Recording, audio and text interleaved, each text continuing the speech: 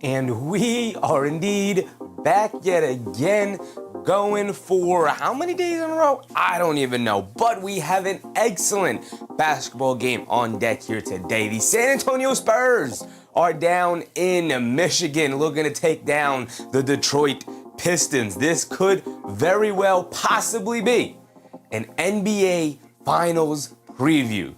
So let's lock in. Let's start the show.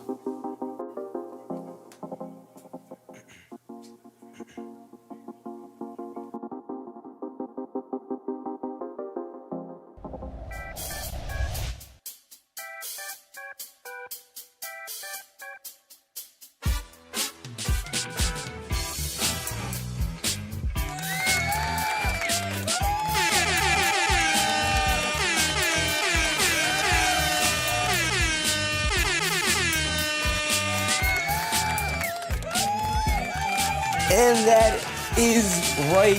We are indeed back yet again. Here we go.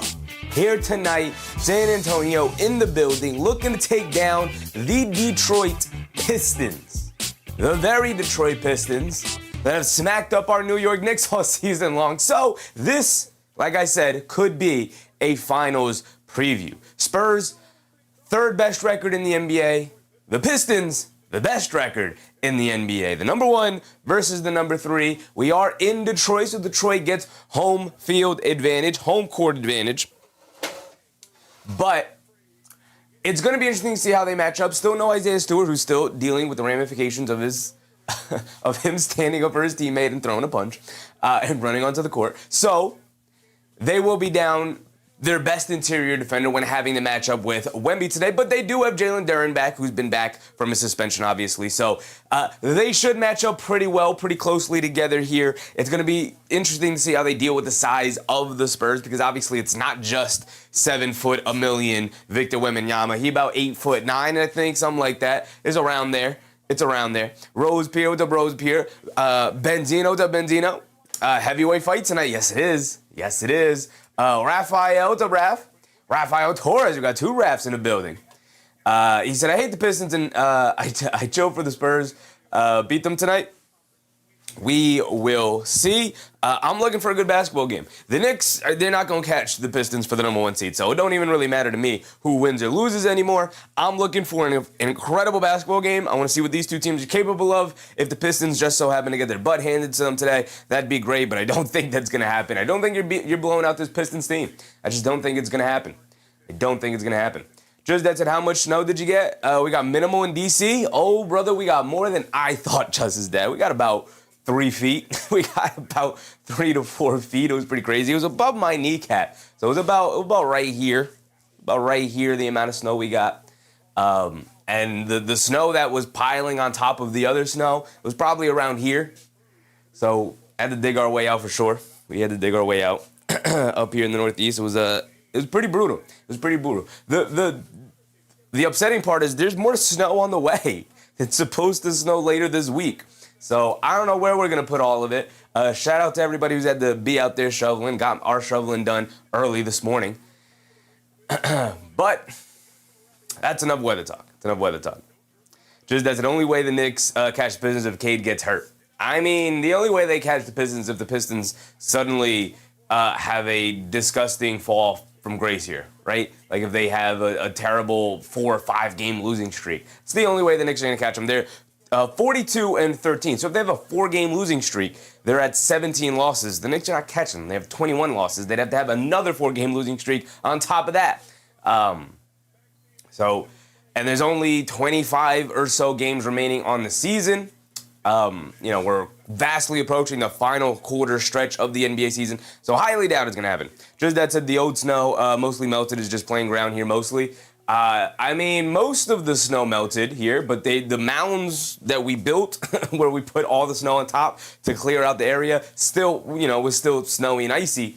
Most of the other snow was gone, but the areas that were mounds of ice got the snow on top of it, they were about up here, about my height, right? It was pretty bad. It's pretty bad. Benzino said final score prediction 105-104. If we can get a 105-104 ending, I'm taking it 10 times out of 10. Heck yeah. get a good close game today. Ozahar, what's up, Ozahar? Just as if they keep fighting and get suspended a lot. I mean, they dominated the Knicks down Jalen Duren and Isaiah Stewart, so I think they'll be all right. That's the issue. I think they'll be all right. Even if they lose Cade, I think they'll find a way to be all right.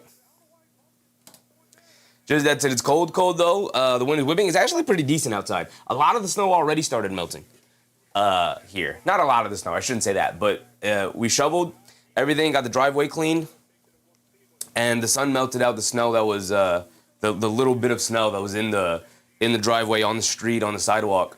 So everything's pretty clean. The weather should not be that cold. The blizzard is over. But more snow is on the way, unfortunately. It is on the way. Just that said, damn, I'm sorry you're getting buried. It kind of is what it is. Kind of love the snow. It's not going to be that bad if the weather doesn't freeze it over, because ice is more dangerous than just regular snow. If we stay above 30 degrees, we should be all right. It should slowly melt away. We'll be cool.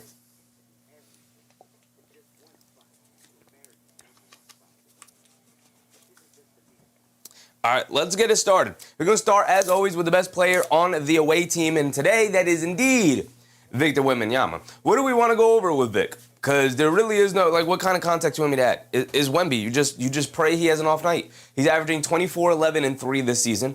Only 2.5 turnovers. It's actually very much so very down when I updated the player graphics. He was hovering around 3s, now down to 2.5, which is phenomenal for Victor Wembanyama. 2.7 blocks, a steal. We know he's great at rim protection. As always, 36% from three-point range, 51% from the field, 80% from the foul line. There really aren't a ton of holes in his game. The big hole is the fact that he is a slender, tall human being.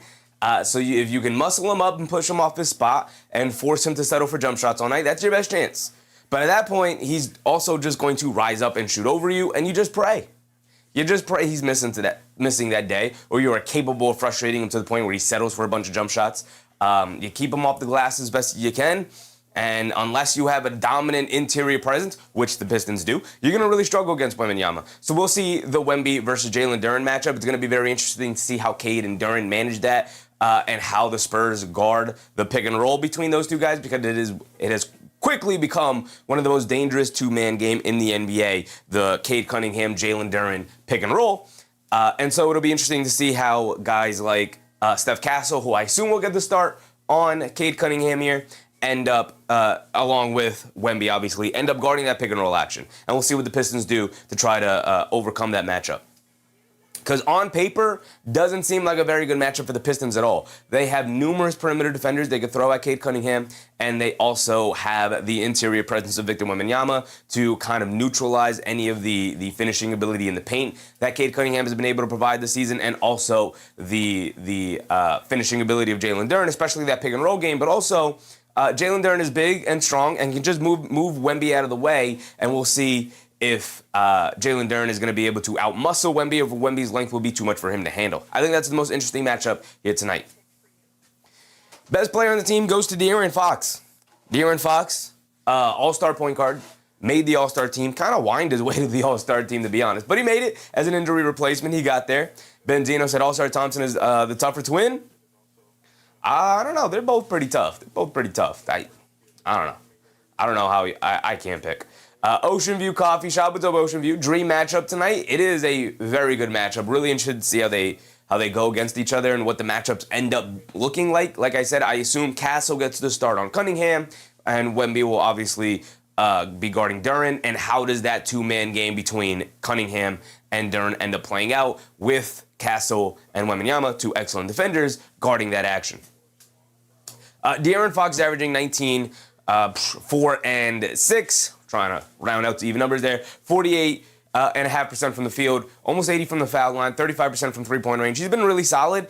One of the most underrated aspects of De'Aaron Fox coming back is, we know what he can do with the ball in his hands, and that he's a legit all-star caliber point guard. But the thing that has really helped him is, one, we already talked about in lowering the turnovers of Victor Wembanyama, but also helping lower the turnovers of Steph Castle. Steph Castle was averaging well over 4 turnovers a game this season. To start the season, he was well over 4, and he has slowly but surely started to dip down those turnovers. He finally got it under 3.5. He's still starting to get it lower. Anything over 3, I'm side-eyeing you a little bit.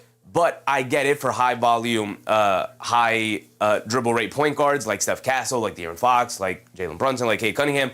But, right, those are high usage guards who have the ball in their hands a lot, who have to make a ton of decisions. But anything over 3, I'm side-eyeing you a little bit. I'm like, all right, you're a little high with your turnovers. You know, we could dip those down under 3. Under 3 is where you want to be, even as a high usage point guard. But anything over 3.5, and I'm like, this is a big flaw in your game. You turn the ball over way too much. And Steph Castle's done a great job. He was over 4 this season to start, and he has slowly chipped away at it, gotten much better taking care of the ball. Obviously, De'Aaron Fox started the year injured, and then he came back. And as you can see, really helped to lower the turnover rate here for Steph Castle. Is down to 3.3, which is excellent.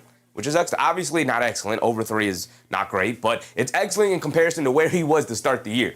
47% from the field, 72.5% from the free throw line. And the big flaw in his game is that he's not a consistent three-point shooter right now. There's really nothing fundamentally broken with his jump shot or anything like that. And I think it's just about reps and consistency and confidence for him to get that three-point percentage up. Because once he does, the athleticism, the finishing ability, the playmaking, all of it's already taken a leap this season. 16.75, almost 7 assists per game for Steph Castle. I will say, when you have a target like Victor Wembanyama, the assist should be high because you can just kind of throw it anywhere, and if he catches it, should be able to finish it when he's around the basket. Oda Austin, what's up, Oda? Omar Dotman. Omar Todman, what's up, Omar? Cade Madness tonight. Cade is going to have a big bird on his shoulders today. One of the better defenses in the NBA here with the Spurs. We'll see how they match up between Cade and Duren. They're 2 most prominent offensive players, obviously. Get over to Devin Vassell, and as a matter of fact, Vassell's kind of been in and out of the lineup this season, so let's go ahead and let's pull up their injury report just to see if they have anything new that has popped up. No, Vassell is back. He is playing. He is available to play tonight, which is good to see. 14 points per game, about 4 rebounds, 2.3 assists. He is the spacer, the kind of release valve is what I have decided to refer to him as. He's the release valve on this team, right? If you get in trouble, usually Vassell is flying around trying to find the open space to either look for a 3, look for a midi, or get a nice cut to the basket. He's a good wing defender. Reminds me a little bit of Mikal Bridges, but he's a good wing defender. He's good at finding the open space and the open creases and playing off of guys like Victor Wembanyama, like Steph Castle, like De'Aaron Fox. He's a great release valve for those guys to have. He was hovering around 40% for large portions of the season. He's now down to around 36. I think that's where he probably is as a shooter overall. But he can get hot from 3. He can get very hot from the mid-range as well. He's a very good mid-range shooter, can sometimes settle for the mid-range a little too much, and that's why I like that Mikal Bridges comparison. He's also pretty good at getting to the passing lanes and getting deflections and whatnot, so he fits in really nicely as a bit of a 3-and-D wing here on this Spurs team, kind of filling in the gaps. Benzino said Vassell's the most underrated player on the Spurs. Kind of. He's a little bit of the forgotten man on the team. He's a little bit of the forgotten man because he is obviously not one of the stars between Wemby, Castle, and Fox. He's also not the elder statesman, the veteran of the team, like a Harrison Barnes, who I think is next. It's not. It's Dylan Harper. Like a Harrison Barnes who, we all know Harrison Barnes. We know his career. He's the elder statesman of the Spurs team. He's the adult in the room for the Spurs, right? The veteran presence that every young team needs. And so we kind of just glaze right over the implications of having Devin Vassell on the court for this team. But he is very underrated. He is very good for this team. 14 a game is nothing to sneeze at for a guy who is obviously not the first, second, third, and usually not even the fourth option either. Twilson, what's up, Twilson? Fungpei, what's up, Fungpei? Slap to a like because I don't have the proper subscriptions to watch the game. I'm just going to trust whatever you say. Appreciate you, Fungpei. Yes, this is, unfortunately, a Peacock-only game. It is not nationally televised. It's not on NBC. I don't know why they do that. Well, I do know why they do that. So you have to go buy Peacock, a subscription to Peacock, but it sucks. It just sucks. Well, let's get over to Dylan Harper. Benzino said, Harper's my favorite Spur. Harper, second overall pick, Dylan Harper, is fantastic. He's phenomenal. He's great for a rookie. Obviously does not get a ton of minutes. He's the rookie in the class that is stuck behind so many great players. He's stuck behind Castle. He's stuck behind Fox. Even a little bit stuck behind Vassell. Also, maybe even a little bit stuck behind Keldon Johnson. We'll get to Keldon Johnson. Obviously, they don't really play the same position, but in the rotation, you get where I'm going at. Instead of going to like 3-guard lineups, you have the option of going to a Keldon Johnson to kind of provide similar things to Dylan Harper, who's a downhill driver at this point in his career. Mark, what's up, Mark? But he's been very kind of underrated in this rookie class because this rookie class has been ridiculous with Flagg and Edgecombe and Knipple. Derek Queen has had his moments. Even Jeremiah Fears on the Pelicans have had his moments. Guys like that. Dylan Harper is the number 2 overall pick because he has limited minutes, because he's playing behind all-star caliber players, is just, not going to get the opportunities that those other guys have gotten. 11 points per game, 3.4 rebounds, 3.6 assists is pretty dang good for a rookie. Also, the efficiency is pretty good as well. 47% from the field, 75% from the foul line, and then obviously the three-point shooting has to come around for him. He was a decent three-point shooter in college, especially on the, I believe it was off the dribble. He was better, which is usually backwards. Usually you're a better catch-and-shoot player than off-the-dribble shooter. But Dylan Harper, 25.7% from three-point range is not good, especially for a ball-handling point guard like him. But he has shown the propensity to be very good and very adept at other areas of expertise here in the game, whether that is ball handling or driving to the rim, getting downhill, collapsing a defense, making smart reads. The passes he's already shown the ability to make is going to, allow him to be a legitimate starting point guard in the league. And this, I think, might determine, if he can get this to respectability, might determine whether or not he becomes an all-star caliber point guard in the league. But having the ability to just kind of slowly work your way into a team and slowly work your way into NBA actions here, and getting to learn from an all-star point guard in his prime and De'Aaron Fox, and also getting to learn from a younger guard, kind of figuring it out on the fly here in Steph Castle. And then, just kind of being around the Spurs organization who has the reputation and the wherewithal to know how to develop young players like Castle, like Wemby, like guys like that. Dylan Harper's had a very good, very underrated rookie season. Tosin said Castle's my favorite. Love his motor. Yeah, I love Castle. I love Castle in UConn. I love them coming out of the draft. I would have thought about taking him number 1 overall, and now the Hawks have to deal with this Reza Shea situation where it doesn't look like Reza Shea is going to be very good. But that's another conversation for another day. Let's get to Harrison Barnes. We already kind of mentioned him a little bit, the elder statesman of this team. 10.6 points per game, 3 boards, 2 assists, and he was in fuego to start the year. He was shooting like 44% from three-point range all the way to, around December-ish, and that's when you really started to see the three-point shooting kind of decline a little bit. It's still 37.5. He's still a very, very good, very high-level three-point shooter, but he's not the deadly three-point shooter that he was to start the year. He's just a very good three-point shooter. 37.5% is very good. It's good. It's really good.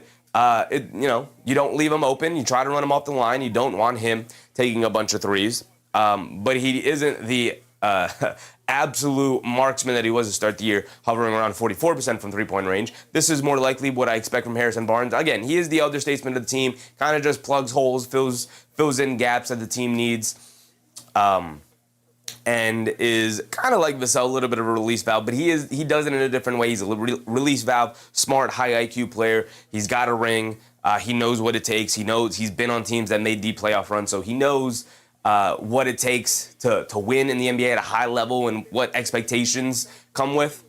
He was a part of that team that, with the Golden State Warriors that set the record for most wins in NBA history, so he knows a thing or two about making his way through the grind of the regular season, right?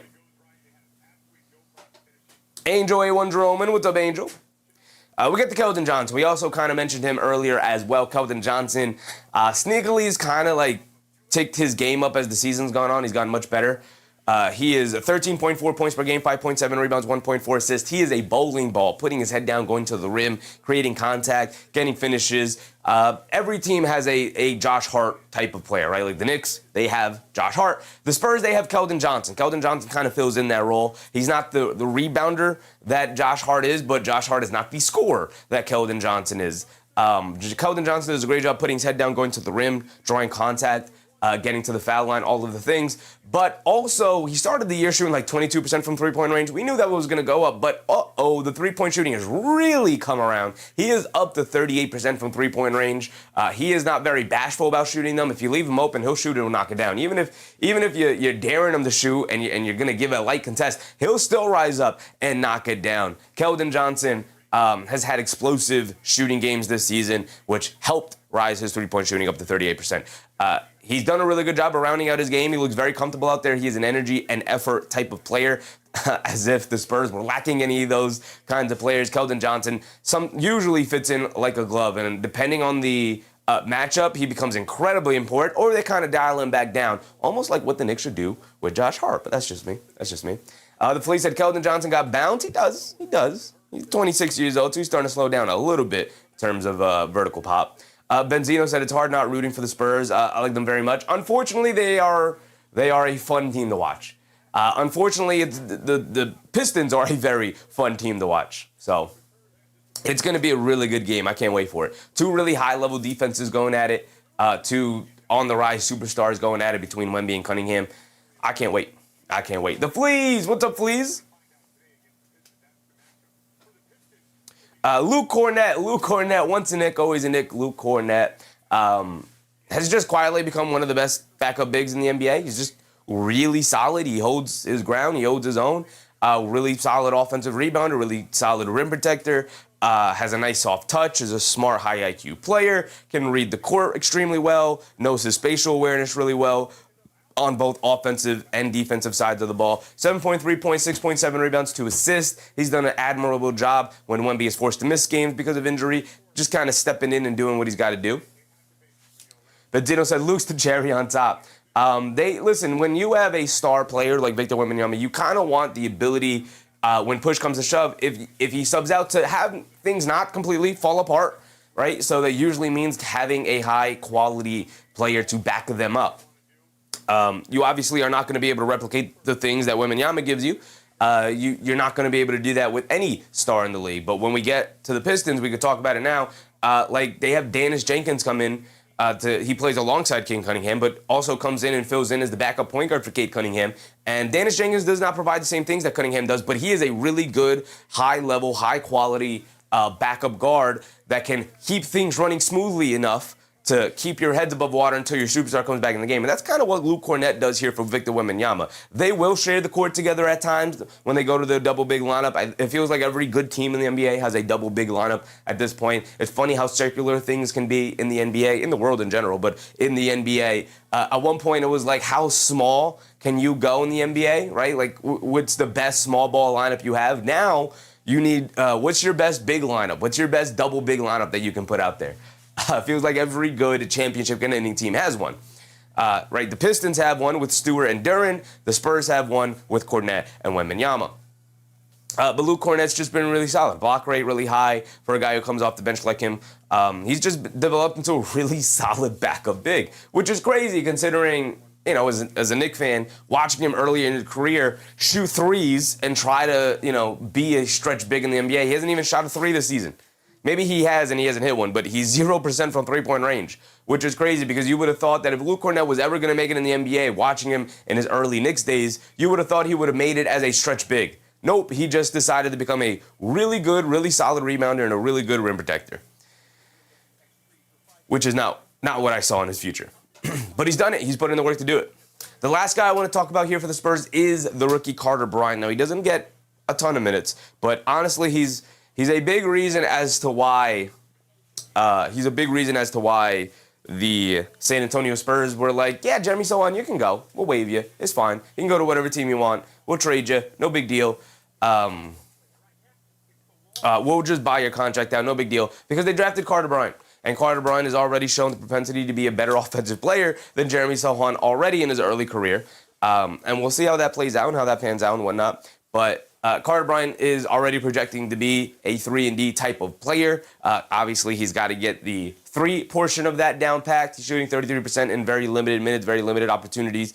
But the defense he has shown looks to be very real, very promising. And now it's just about becoming a legitimate offensive player capable offensive player in the NBA for him to actually get minutes come next season. He's gotten spot minutes here and there in certain matchups, in certain situations, depending on injuries, of course. And he's just been solid for them. He's just been solid, waiting his time, waiting for his opportunities. I wonder if he'll get an opportunity today. I don't think so because they are pretty healthy. I'm pretty sure all their rotation players are healthy, so I don't think he'll get playing time today, but you never know. The Spurs do a really good job of throwing guys in and out of there depending on the matchups. Benzino said Carter Bryant's fantastic. He is very good. He's got to become a baseline level offensive player in the NBA, but if he can get there, he should be, which I expect he'll be able to develop that come this offseason. I think he'll be a legitimate rotation player for them next year. Benzino said TSR Sports call the pair French Vanilla. I mean, that has been the nickname that they've had since he signed there. They have a couple of nicknames. Let's get to the Detroit Pistons now.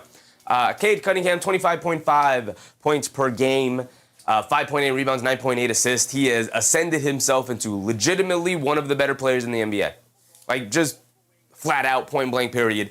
I love Cade Cunningham's game. Unfortunately, he has terrorized my team this season. Just absolutely demolished them. He sees red every time he sees orange and blue on the court. And he has been phenomenal all season long. Depending on who hits the 65-game mark this season will depend who is going to be eligible for the MVP award, obviously, and Cade Cunningham has risen up the ranks. It seems like Jokic probably isn't going to make it. It seems like SGA is on the verge of possibly not making it. And it seems like Wemby may also not make it. Obviously, Giannis is already out, not that he would win the MVP anyway with how bad his team has been, but Cade Cunningham is the next name on the list. It's like him and Luka. I think he would probably deserve it more than Luka this season. But it's kind of getting to that point where Cade Cunningham's a legitimate MVP candidate. It is a thing that might happen. We'll see how it plays out. Trapped in the 90s. What's up, Trapped in the 90s? This is exactly what we think Cade Cunningham to be. The three-point shooting is also on the rise. He was shooting it so poorly to start the year, for the first half of the year. The general sentiment around the team from people who covered the team was like, he's going to round back into form from three-point range. He'll end the season around 35-36% from three if he could just get to his regular baseline three-point shooting. His catch and shoot three-point percentage was like 22% for large portions of the season to start, and that is not good. That is usually like 50-ish% from three-point range on catch and shoot opportunities. That usually means you're open.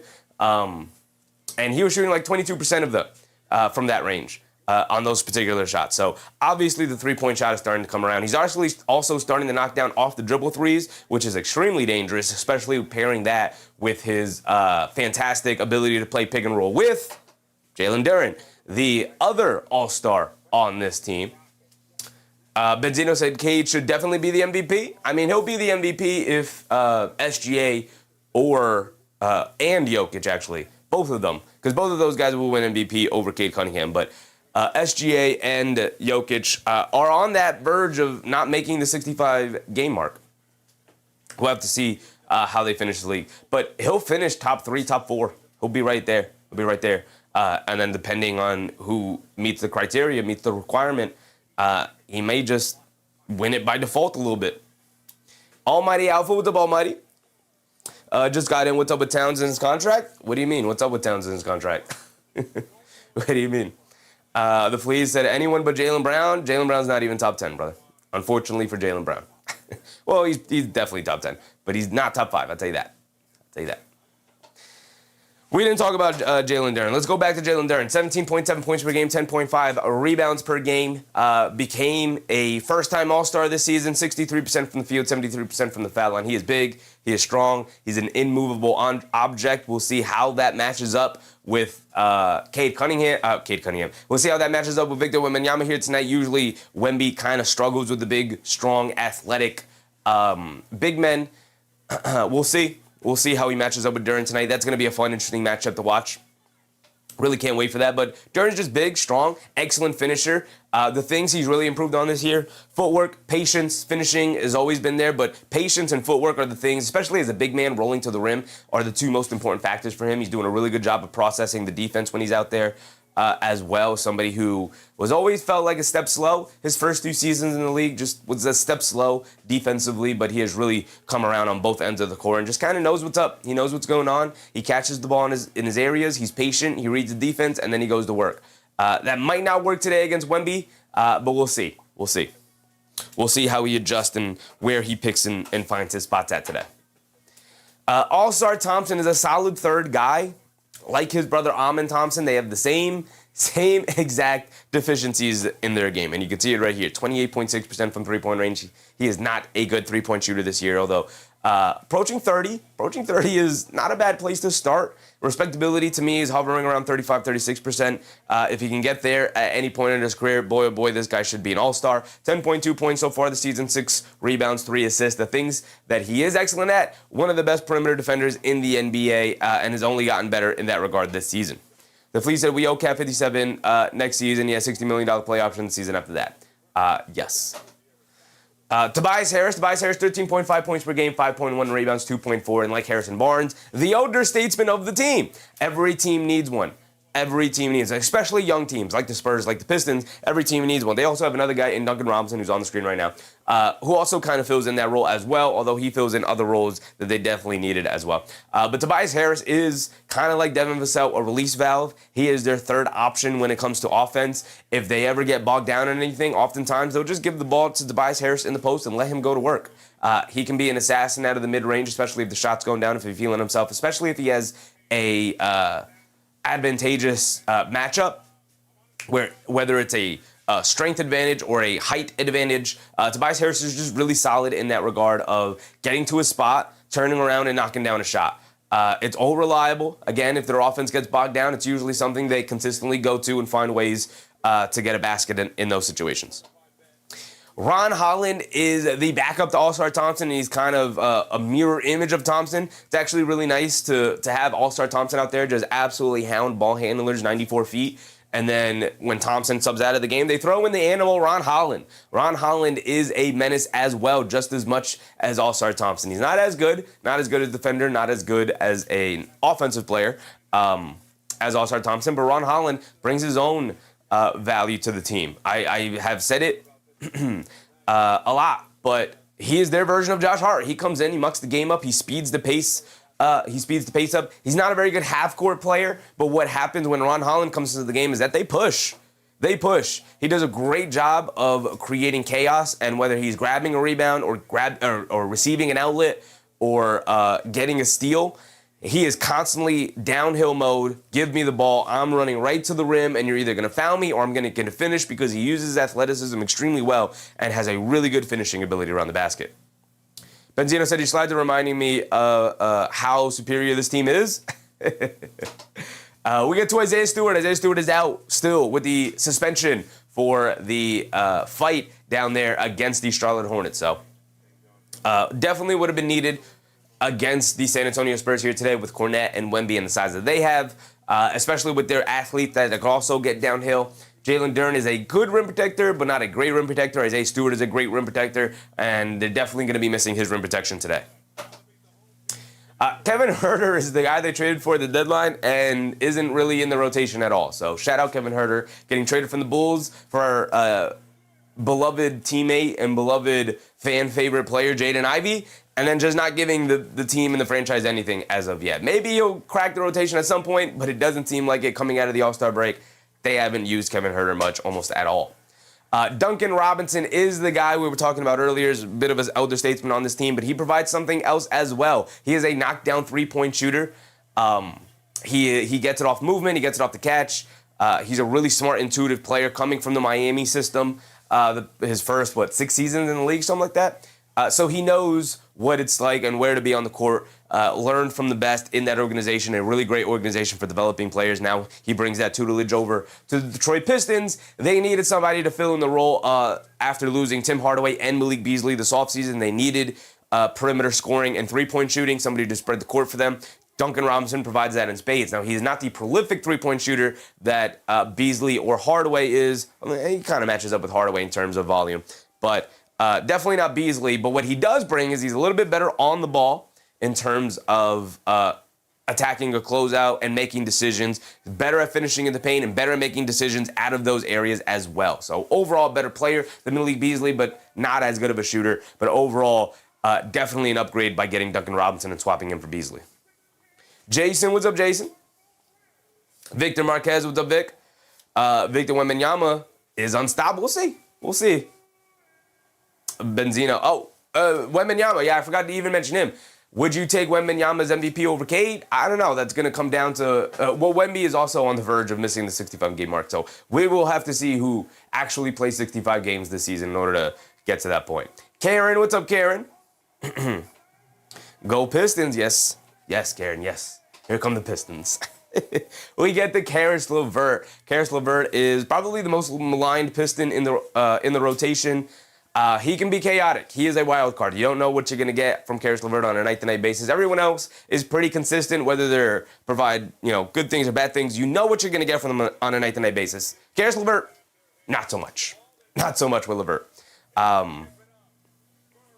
The one guy who I don't have a graphic made for, but we will come playoff time for sure because he has become a huge part of the Detroit Pistons this season, and that is Dennis Jenkins. Dennis Jenkins is the quintessential backup point guard that they absolutely needed. He fits the personality of this team perfectly. He's a good ball handler, good downhill driver, good finisher, good shooter, and all aspects of those they definitely needed in combination with Cade Cunningham. So he could play alongside Cade. He could fill in for Cade as the point guard, just perfectly suited this team, and absolutely a necessity that they needed from him. Just a huge development for the Pistons. They needed a guard that he kind of took over the Karis LeVert role because LeVert was going to end up being the backup guard for them this season if they didn't get the kind of development that they needed from Marcus Sasser or from Dennis Jenkins. But fortunately, they did get that kind of development, and it's coming from Dennis Jenkins so far this season. Jay Don, what's up, Jay Don? Detroit Pistons, here they go. Here they go. Joe, what's up, Joe? Is Alien playing tonight? Yes, Wemby is playing today. Unless I'm mistaken, but Wembanyama is playing today. I could pull up the Spurs. Yeah, there he is. He's on the court. Yeah, everybody's healthy.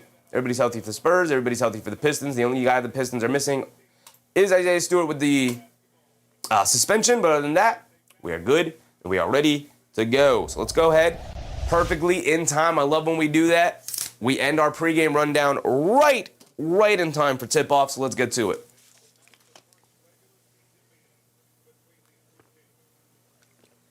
The first regular season meeting from these two, man. Love it. E-Man C. What's up, E-Man? Shout out from the Philippines. What's up, E?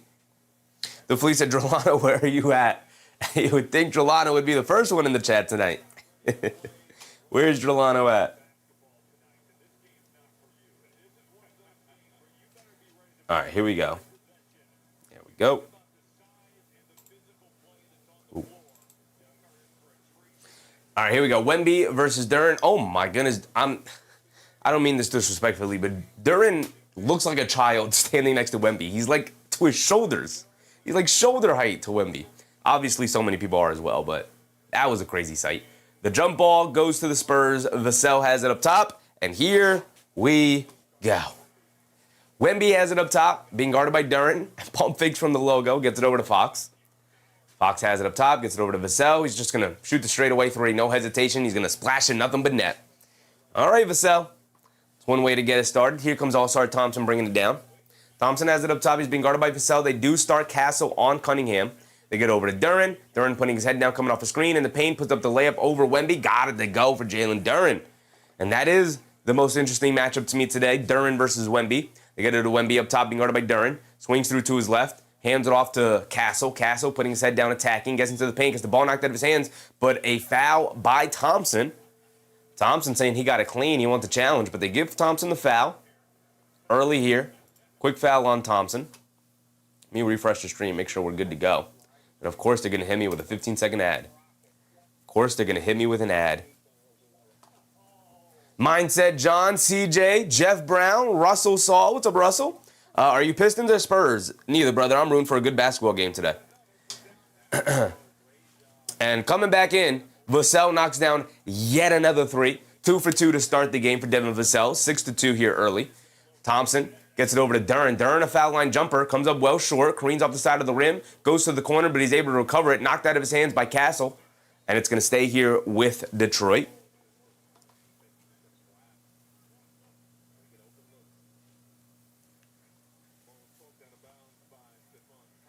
Mindset John said, stress-free after 2 consecutive Knicks victories. By the way, this should be a good game. This should be a very good game, Mindset John. Should be a very good game. Knicks have a big one against the Cavs coming up tomorrow. Duncan Robinson in the paint, puts up the floater, can't get it to go. Battle for the loose ball. Fox ends up with it. We're pushing it the other way. Fox over the top past the Castle to the rim. Can't get the layup to go. Rushed it. Didn't have an angle to it. Should have took a dribble or either pulled it back out. Cunningham down the lane, throws up the tough floater, can't get it to go. Wemby with the rebound. Here comes Wemby pushing the other way. Home run pass to Fox. Fox on the right wing. Hesitates, blows past Thompson in the lane. Pump fakes, kicks it out. Vassell, another open 3 for Vassell. And that's 3 for 3 from 3-point range for Devin Vassell to open up the game. It's 9-2. 10-20 to go here. Cunningham bringing it down against Castle. Crosses over to his left, down the lane, snakes it back to his right hand, hits Thompson, Cunn back door, reverse layup, can't get it to go. Wemby knocks the ball loose, Fox picks it up, and the Pistons having trouble finishing in the paint early, and then Wemby throws it away. Tried to throw the hit-ahead pass to Castle, but it was off. 10 minutes to go, it's 9-2. Pistons get the ball back here. Cunningham bringing it down against Castle. Gets it over to Harris. Tobias Harris gets it over to Duren. Duren on the right wing. Hands it off to Cunningham. Cunningham at the foul line. Catches, pump fake, blows past the defense, gets into the lane, gets blocked. Thompson with the rebound, but he was standing on the out-of-bounds line, and it goes back to the Spurs. Cunningham kind of a little bit recklessly attacking the paint there with Wembanyama standing right there. Vassell was also there. I think Vassell ended up getting credited with that block, but Wemby was right there for the block as well. Maybe just testing the waters in that paint, seeing what the contests are going to look like. Castle lobs it down low to Wemby. Easy two-handed slam for Victor Wembanyama and a quick timeout from the Pistons, and it's an 11-2 start. All right. All right. Spurs with the first swing of the game. Let's see how the Pistons respond. 11-2. It's all about the response. Great start, obviously, for the Pistons here, but it's all about the response. I always use the same example when talking about basketball. Obviously, the famous saying is that basketball is a game of runs, but I always also imagine it as if it's a fight, as if it's a boxing match, right? One guy, at some point, they're going to start swinging. They're going to start throwing haymakers. And all you could really do there is play defense. All you could really do is cover yourself up, take a couple of hits, take a couple of swings, and then when they tire themselves out, all right, now it's time for you to respond, right? Or the round is over, you go talk to your coach, you come back out with a different game plan, different mindset. All right, how do you respond? How the Pistons respond after this timeout will tell us how this game is going to go. I expect they will respond very well here. But if they don't, they could find themselves in a very big early hole here against the San Antonio Spurs. I forgot this too. We'll also have the Champagny graphic made for the playoffs, but the guy I forgot to cover was Julian Champagny for the San Antonio Spurs, a knockdown three-point shooter as well. A huge development for the Spurs this season as well. Same as Dennis Jenkins. He's the Dennis Jenkins of the Spurs. A guy who they didn't expect to be this important or this impactful to their rotation, but has kind of just won out the starting spot here. He has been phenomenal for them as their starting power forward. They'll bring in Barnes. They'll bring in Keldon Johnson. They have different looks to go to. They have other shooters they could go to as well. Really deep team here the Spurs are. It's all just kind of worked out for them this season. 9:30 to go here in this first quarter. It's 11-2 to start. The Fleet said, remember when he torched us? Yeah, what was that? 11 made threes, right? 30 whatever points. New Year's Eve. We'll never forget it. We'll never forget it. He joins the likes of Mamu Kalashvili, Taurean Prince, players who just absolutely could not miss against the New York Knicks. Taurean Prince, I'll never forget. 8 for 8 from three-point range. Absolutely insane game when he was with the Minnesota Timberwolves. Mamu Kalashvili, we'll never forget. Knocked down, I think, 10 threes against the Knicks. He now plays for the Toronto Raptors. Just always feels like it's against the Knicks. It definitely isn't the case. Every team feels like that. Like, oh, yeah, the random role player always goes off against our team. But it definitely feels that way as a Knicks fan. We got Mamu Kalashvili going off. We have Julian Champagny this season. We've had Taurean Prince go off. against us. So, NBM, what's up, NBM?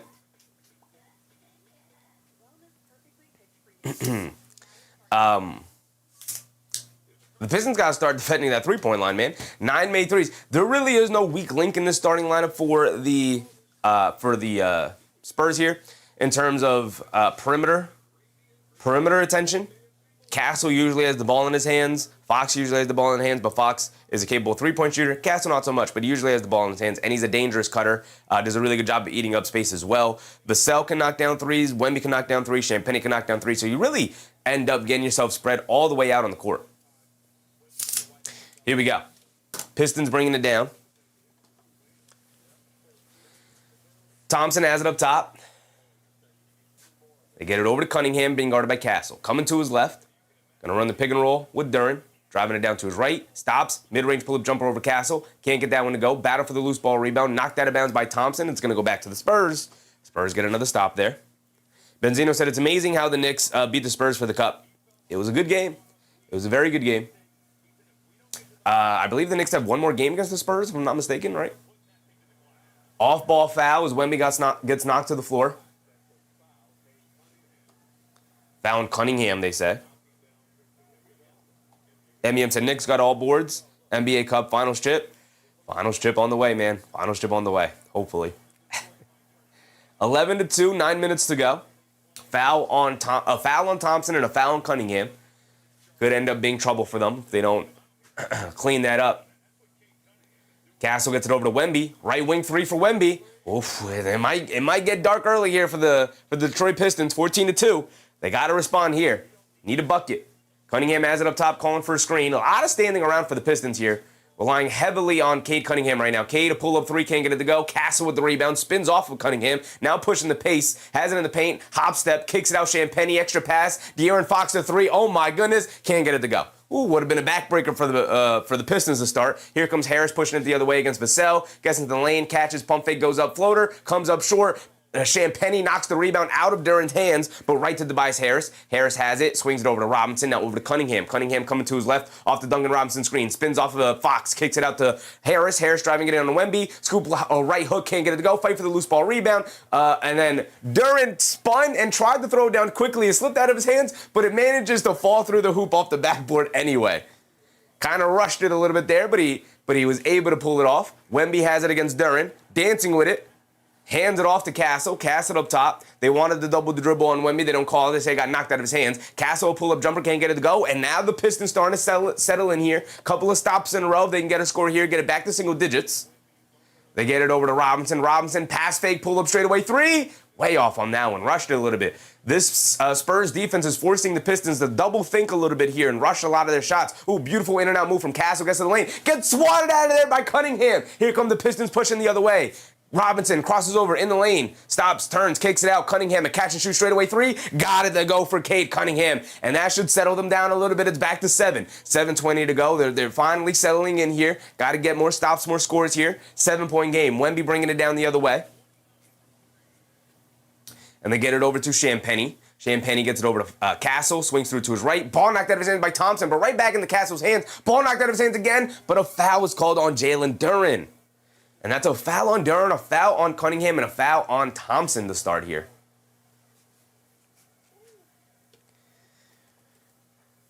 Kevin Ellis, what's up, Kev? Kev said the Knicks won't even come out of the East if they can't beat the Pistons, which they can't. Yeah, I mean, we will see. Definitely has not inspired confidence in the regular season, I'll tell you that if you're a Knicks fan, like me.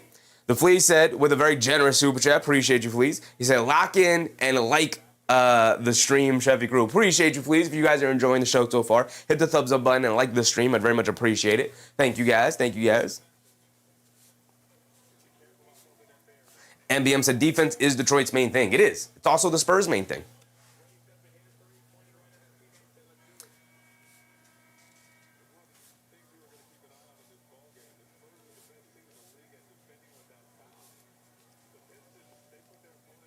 Just his dad. Mellow Yellow will take over soon. Who is Mellow Yellow? Who is Mellow Yellow? Castle Tries to get it to Wemby. Wemby flops and falls to the floor a little bit. They don't give the foul to Duren. Cunningham in the lane, spins, can't get the lefty layup to go, but Duren chases it down and tips it up and in off the missed layup from Cunningham. Gobo Dom, appreciate you, Gobo Dom. Hope you're having a good time tonight. And a timeout from the Spurs.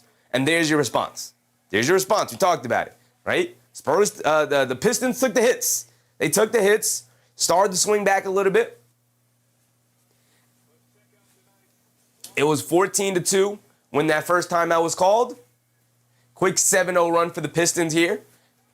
Mostly led by defense. Has gone them right back into it. It's a 5-point game, 14-9.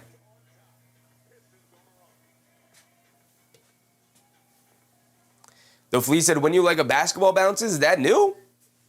I didn't know that. Let me see. I didn't see it here on my phone. Maybe it's a computer thing. I don't know.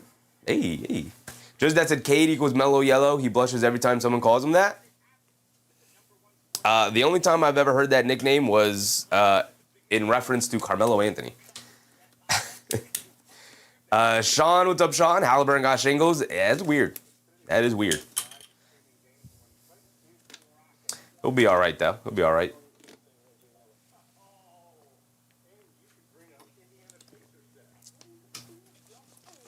Duren leading the way with 6 points. He's 3 for 4 from the floor. A lot of them mostly coming off of loose ball finishes, right? Ball gets knocked into the air. Or off a missed shot. He got a tip in running the floor. Being matched up with Wemby. Wemby tried to flop and get the second foul early on Jalen Duren. They didn't reward him, which I appreciate. Don't reward the flopping like that. Wemby just got to be stronger in the base.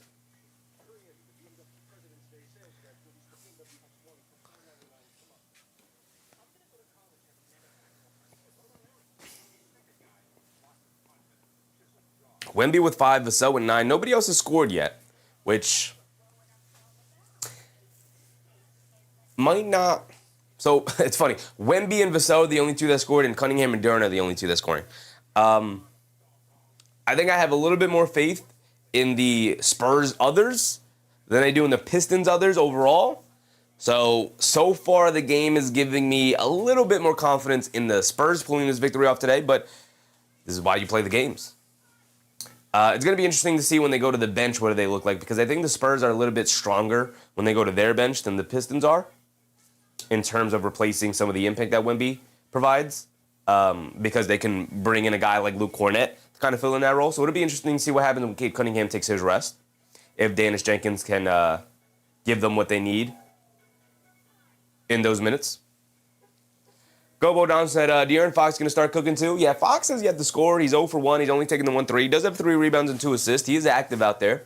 He has come in and snagged some of those loose ball rebounds that gets knocked into the air. Almighty Alpha said, my bad for the confusion. I was reading. For the 30-year-old Towns, he's allowed to sign for roughly $260 million over a 4-year stretch. Towns said he's eager to put pen to paper. Sure, brother. Sure. We'll worry about that. We'll worry about that when the time comes. We got a championship to get first. Isaiah Garner said, Cade was talking crazy in his article. I mean, when you have the best record in the NBA and you're doing what he's doing this season, he's an MVP candidate, you could say whatever you want to say. You could talk your smack. When you put yourself in that situation, you could say what you need to say. The problem with Cade Cunningham for me is that, as a Knicks fan, is I love Cade Cunningham. I love him as a player. I've always loved him as a player. Coming out of high school into Oklahoma State, following his career, number 1 overall pick, thought he was great. Fox almost turns it over. We're back in, by the way, and Fox sneaks in and gets the layup. The Pistons triple-teamed him, knocked the ball loose. He was able to recover it, and then they all just kind of abandoned him, and he laid it up and in. I love Cade. Unfortunately, he's now terrorizing my team, so I can't root for him for his success, obviously. Cunningham up top, coming to his right off the Duren screen. Castle staying in front. Cunningham kicks it over to Robinson, coming to his left. Robinson has space, fires the 3, got it to go. Bad defense from De'Aaron Fox. You want to talk about leaving a guy open. De'Aaron Fox getting shaken out of his boots there. A 10-2 run for the Pistons here has brought them back within 4, 16-12. Approaching the halfway point here in this first quarter. Fox picks up his handle, gets it over to Wemby. Wemby on the right wing, gets stripped by Duren, and a foul. Jalen Duren reaching in. And that's 2 fouls on Jalen Duren. And with no Isaiah Stewart, if you're Jalen Duren, you just got to play solid defense. You can't afford to reach in there. And that's hitting him across the arms. That's a foul. What is the purpose of that? I get wanting to play physical defense, but you have no Isaiah Stewart today. You gotta know better.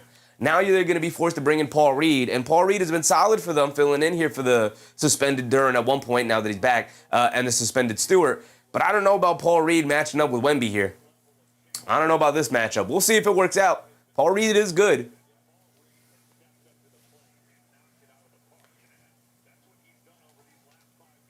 Oh my God, I think Towns is worth that pay. It's a lot of money, but he's good. He is good. We'll see. We'll see. Vassell straightaway three. He's feeling it. Not a great look coming off the screen. Can't get it to go, though. Came up short. Hit ahead to Thompson. Thompson head down. Spins in the lane. Loses balance and throws it away. Fox picks it off. De'Aaron Fox pushing the pace now. Going the other way. He's got room in the paint. Going all the way to the rim. Lefty layup. Can't get it to go. Fight for the rebound. And Paul Reed pulls it down. De'Aaron Fox just smoking the finger roll layup there. And now here comes Thompson pushing the other way. Keldon Johnson will pick him up. Thompson kicks it up top to Robinson. Robinson coming to his right in the corner to Paul Reed. He'll fire the three over Keldon Johnson off the back rim. Can't get it to go. Fox with the rebound over to Keldon Johnson. Keldon Johnson on the left wing. He's going to cross over. Drives it down on Paul Reed. Stops, turns, spins again. Righty hook over him. Can't get it to go. Fight for the rebound. Duncan Robinson come flying in to snag that board. Here comes Ron Holland pushing the other way. Head down to the rim. Scoop layup. He got his to go. End the foul on Devin Vassell. And that's what Ron Holland does best. We talked about it in the pregame. Put your head down. Go to the rim. Whether you have space or not, just try to out-athletic people at the rim. He's an excellent finisher. He can jump higher than most people in the league. He just got to the rim, said, I'm going right through Devin Vassell's chest. And Devin Vassell, not in position to take a charge there, doesn't want to take the charge there. Ron Holland does a great job drawing the contact and gets the finger roll layup to go. So now he's at the foul line for one more. Doug Fresh, what's up, Doug Fresh? Ron Holland knocks down his and one free throw, and it is a 1-point game. 13-2 run for the Pistons here. Here comes Dylan Harper, who just checked in. Gets it over to Castle. Castle being guarded by Karis LeVert is also checked in. They get it over to Cornette, back to Castle. Castle coming to his left, crossing over to his right, in the lane, scoop layup. Can't get it to go. Looked like he either got blocked or the ball knocked out of his hands. Cornette can't recover. It is knocked out of his hands. And Ron Holland, right through the chest of Cornette, got the layup to go. End the foul again. And one for Ron Holland. Like I said, Ron Holland is going to put his head down and go to the rim. It is the only thing he's good at right now offensively. But it is very valuable when you're as good at it as he is. Right through the chest of Luke Cornette, who jumps straight up and uses the verticality. But Ron Holland, not afraid at all, clears the space, gets the layup and the foul. And now the Pistons take a 1-point lead, 4:55 to go.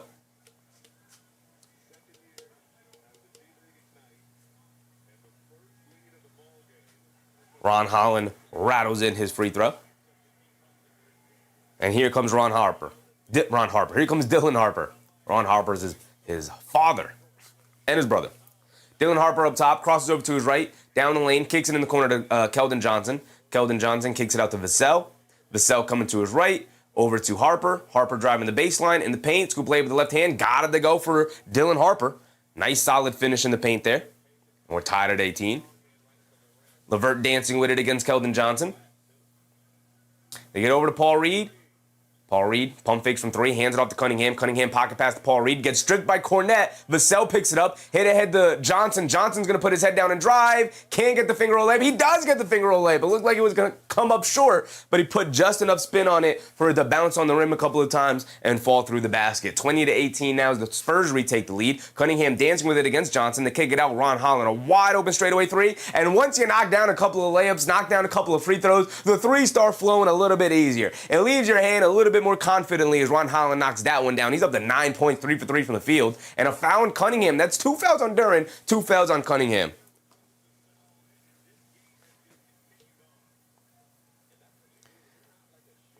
Isaiah Garner said, that ain't going to work in the playoffs. Ron Holland? It might work in the playoffs. He's coming off the bench.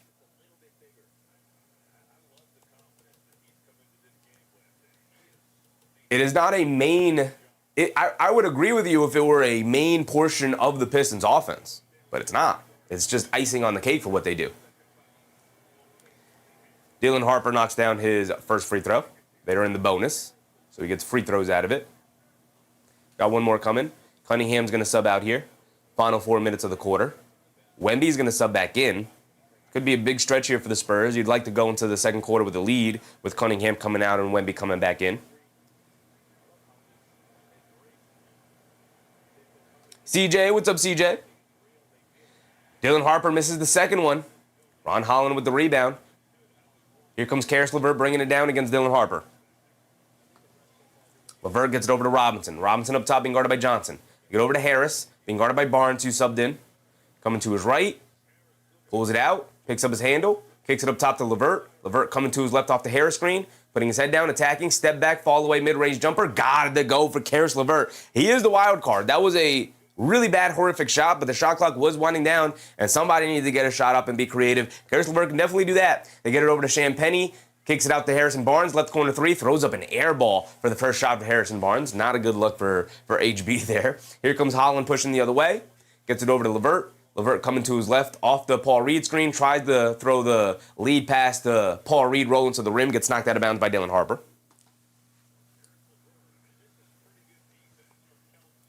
Sean said, Ron Holland is the fifth pick by the Pistons. He should be doing this.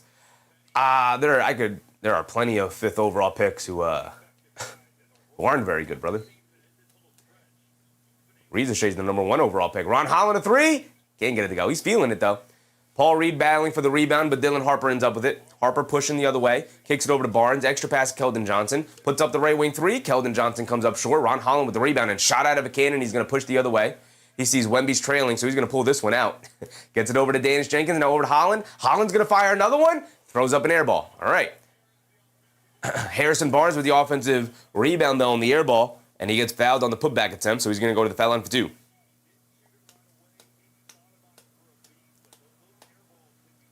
Benzino said, got your Knicks slippers on, or did you throw them out? I didn't throw them out, but I don't have the Knicks slippers on. We got the regular slides on. We got some regular slides on. No, we don't have the Knicks slippers on today. I haven't had them on for a while. Last couple of streams we did. They are garbage. I'm gonna end up throwing away. They're just sitting there though. They are garbage. They're unfortunately.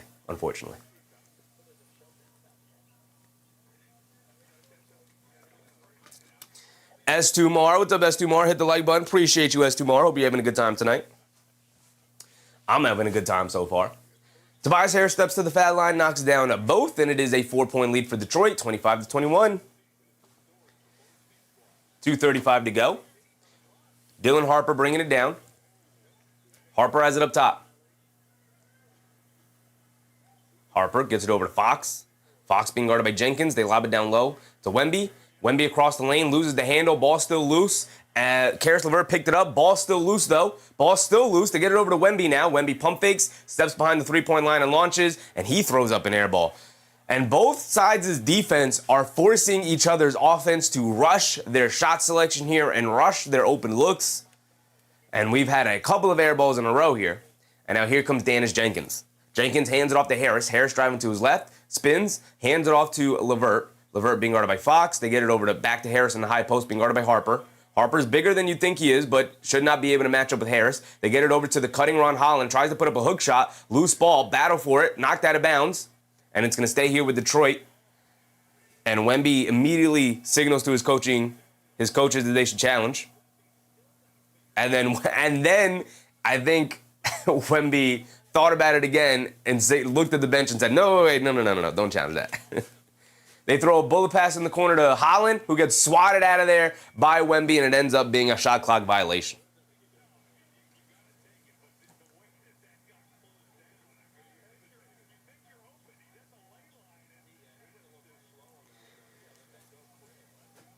Isaiah Gardner said, only thing I scared about Detroit is their defense, not really their offense. I mean, their defense leads their offense. They understand that they have a limited offense as well, which is why they focus so hard on defenses. It allows them to be better offensively because they can get out and run like this. They came up with a stop as Fox missed a floater. Danish Jenkins in the lane can't knock down his floater, pushing the other way. Picked up the loose ball, blocked by Champagnie out of bounds. It's going to stay here with the Pistons. A very physical game right now, not giving anybody calls. Thought Fox could have had a call there. Thought Danish Jenkins could have had a call there. They're just allowing a lot of contact in the paint right now. 1:20 to go. They get it into Harris. Quick fire out of the baseline. Can't get it to go. Wemby with the rebound. Gets it over to Fox. A couple of guys hit the floor. It's a 5-on-4s. Wemby's pushing the other way. They get over to Wemby. Rolling down the middle of the lane. Scoop layups. Smoked it. And Wemby rushing the layup now. And now here comes Harris. Harris pushing it. Euro steps down the lane, and he throws down a poster. Tobias Harris as the Pistons take a 6-point lead, 27-21. We're under a minute to go. Dylan Harper has it up top to get over to Wemby. Wemby's going to launch the three. Wemby's going to miss the three. Holland's going to snag the rebound, and it's going to be out of bounds to Detroit. And the Pistons have all the momentum now.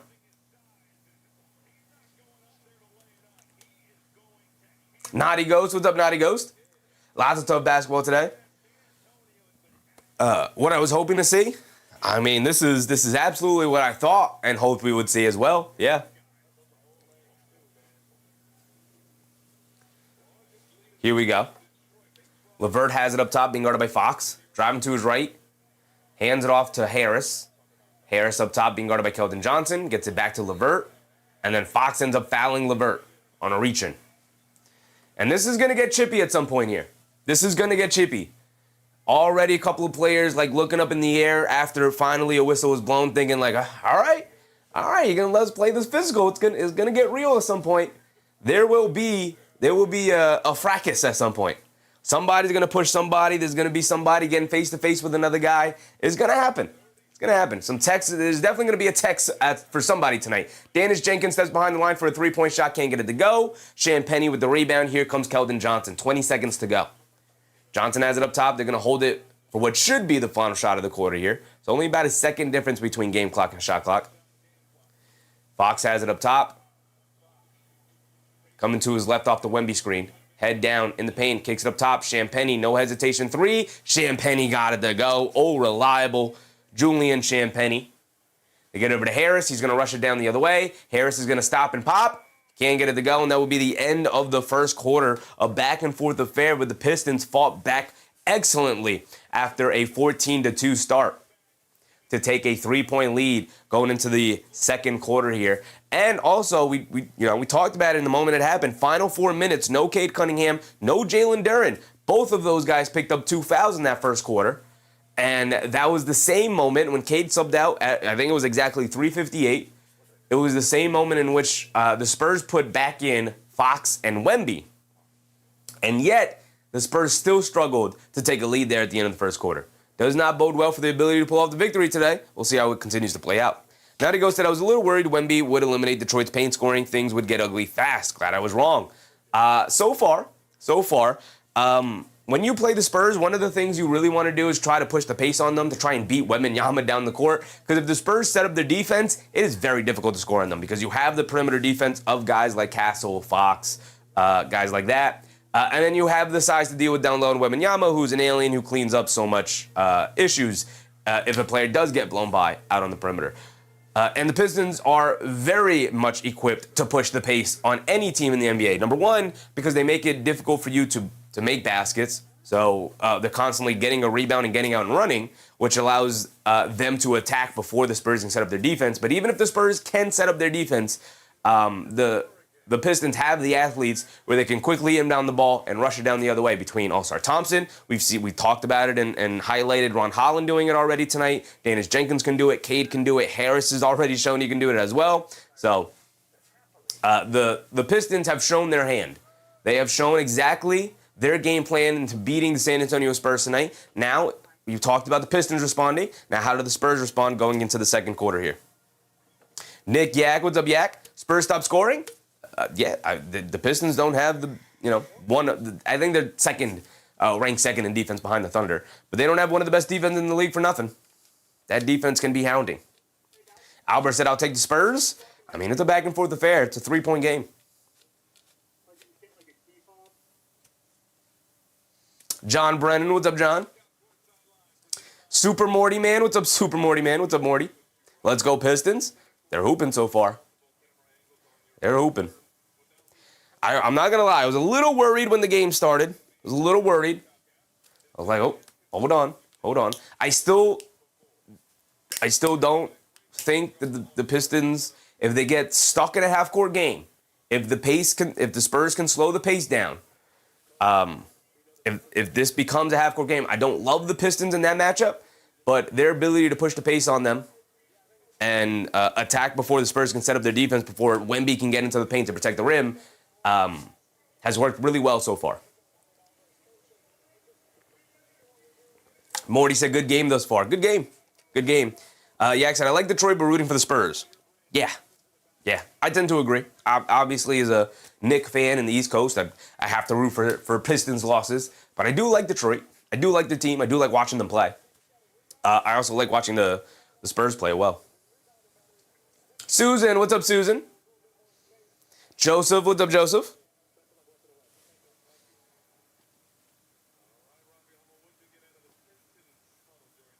Marie, what's up, Marie? Are the Pistons home? Yes, this game is in Detroit. Carter Bryant starts the second quarter. We talked a little bit about Carter Bryant in the pregame. Cade Cunningham comes back in to start the second quarter. I assume Duren as well? No, Duren remains on the bench. They still got Paul Reed out there. Karis LeVert bringing it down. He has it up top. LeVert gets it over to Cunningham. Cunningham coming to his left off a screen, driving it down against Johnson, who switched onto him. Now they get it over to Paul Reed. Now to Cunningham, down low to Paul Reed, and Paul Reed draws the foul. Keldon Johnson a little too handsy, slapping at the ball on the interior pass there.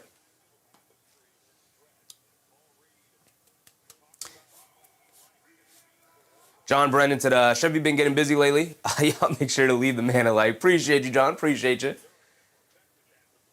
They get it into Cunningham. Cunningham up top. Spinning off a Paul Reed screen. Johnson switched onto him. Cunningham attacking, coming to his left, down the lane. Gets blocked by Carter Bryant. What a defensive play from Carter Bryant on help side. Here comes Fox pushing the other way, over to Carter Bryant. Inside pass to Johnson. Euro steps, layup. Got it to go for Keldon Johnson down low. Carter Bryant immediately into the game. Comes up with a block and the assist there. And it's back to a one-point game, 27-26. They go over to Paul Reed. Hands it off to Javonte Green. A deep three, well short. Champagnie the rebound. I'm sure the Spurs will very much love to live with Javonte Green deep threes. Fox crosses over on LeVert in the paint, stops, turns, spins, pump fakes, kicks it out Champagnie. He pump fakes. He's going to take the lane now. In the lane, throws up the floater, comes up short, battle for the rebound, knocked out of bounds by the Pistons. It's going to stay here with the Spurs. Morty said Paul Reed is super underrated. He is. He is. Probably the best third big man in the NBA, right? Not too many of those are capable of immediately stepping into the rotation and filling in exactly what the Pistons need him to do. Fox rhythm dribble pull up three. Looked like it got blocked by LeVert. It's a loose ball. Cunningham digs it away. Now he's going to push it the other way. Cunningham hit ahead to Javonte Green in the corner to LeVert. LeVert will follow, will fire the left corner three. Can't get it to go. Battle for the loose ball. Barnes ends up with it. Getting tied up. Surrounded by three Pistons. Quick outlet to Fox, hit ahead to Carter Bryant in the right corner. Now out to Johnson, who's going to take the lane, drives it down, gets knocked to the floor, ball knocked out of his hands. Keldon Johnson pleading for a foul call, doesn't get it. And the rookie, Carter Bryant, is like, all right, calm it down. Calm it down. That's a clean strip from Carter Bryant.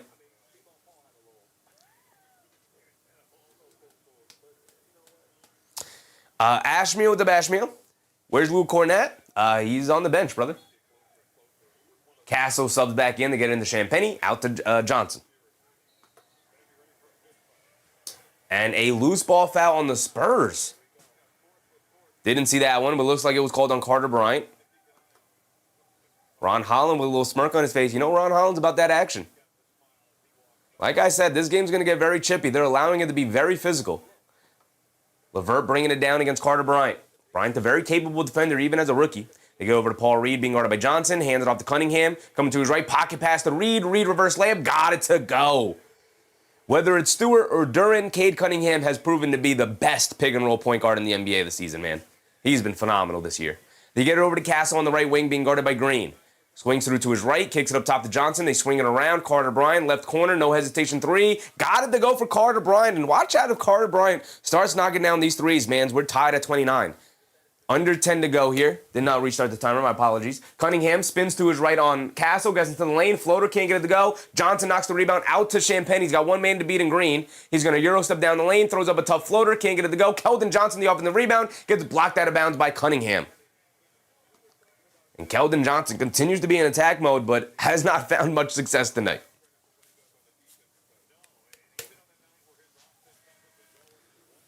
And all Cunningham can do is just smile at the official. Not Cunningham. All Keldon Johnson can do is just smile at the official in that moment. Jalen Duren comes back in for Paul Reed here. No Cornette, no Wembanyama, by the way. And it's a 5-second call as the Spurs can't inbound it. That did feel like a quick 5. Even the commentators were like, that was a quick 5 seconds right there.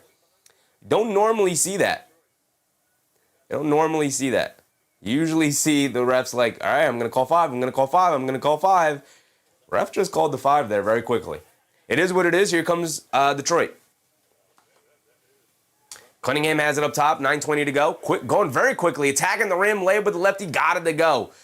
Went right past Castle and right through the chest of Keldon Johnson. No real rim protector down there with no Cornette, no Wemby lineup. Wemby is at the scores table. Maybe Cornette got hurt or something. Looking on the bench, I don't think I see him.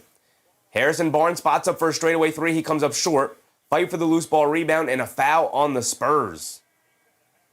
And I think the Spurs are starting to get a little frustrated, thinking there's also contact on the other end. Like I said, there's going to be some confrontation here between both sides if the refs don't look to clean it up a little bit here. 9:05 to go. Detroit up by 2. Duren and Wemby both back in, matching up again here. LeVert has it up top, being guarded by Carter Bryant. They get it over to Cunningham, being guarded by Castle. And a foul on Carter Bryant again. And Carter Bryant can't believe it. I think that's the 3rd foul on Carter Bryant. The second foul on Carter Bryant. SG, what's up, SG?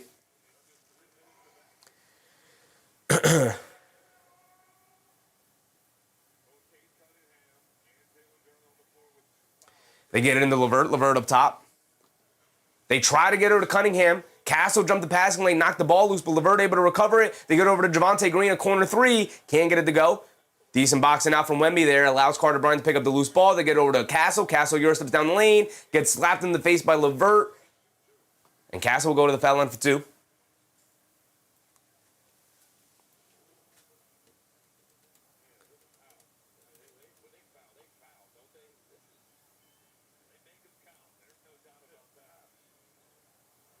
Castle with the foul line for 2. Pistons up by 2. 8:30 to go here in the first.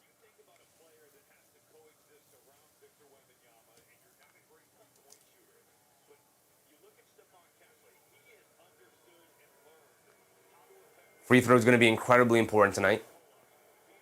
Because as physically as they're allowing these teams to play, as Castle misses a free throw, speaking of how important these free throws are going to be, they're allowing it to be a very physical game. So I assume free throws will be few and far between, most likely.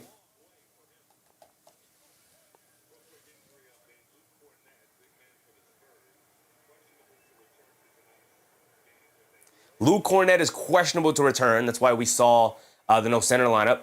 And 2 missed free throws for Castle. Wemby snags the offensive rebound, flips it up at the rim as he was falling down. Also maybe looking for a foul call. Wemby got to stop flopping here tonight. They swing it around. LeVert, left corner 3. Can't get it to go. Ron Holland, the offensive rebound, and the putback for Ron Holland. And the Pistons starting to dominate the paint a little bit here, even with Wemby back in.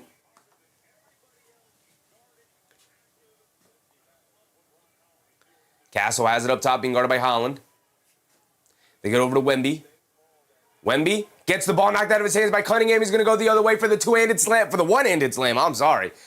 Getting a little highlight there for Cade Cunningham and a timeout from the Spurs. Wemby just standing there in the high post holding on to the ball, and the Spurs operating too slow here. Pistons moving, feels like they're moving in 2x speed in comparison to what the Spurs are doing right now.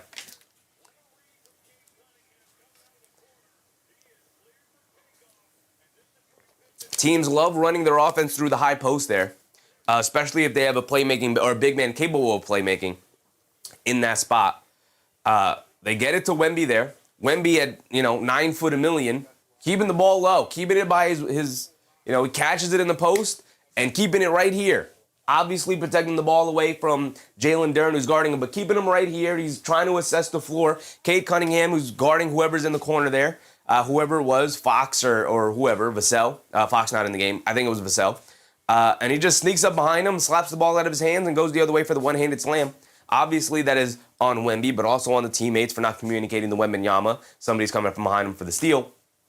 But the Pistons just moving much quicker, much more confident in what they want to do here against the Spurs. 35-29 right now.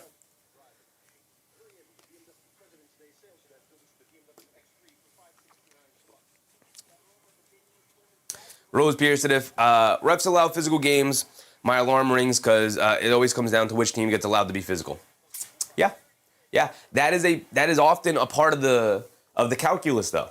That is a part of the game plan, is we're going to be so physical, the refs aren't going to be able to call everything, and they're going to allow us to play with more physicality than the other team. And you either have to adapt to the physicality, or you hope that the officials call the fouls that they're letting them get away with, which obviously takes agency out of your hands. So you just kind of have to adapt with the game. Got to adapt with the game. Got to know what you're getting yourself into and adapt to it. Nick Yak said that was an Alvarado-type steal from behind. Yeah. Wemby caught it in the high post, held it too low. Cunningham coming up from behind and slapping the ball out of his hands, going the other way.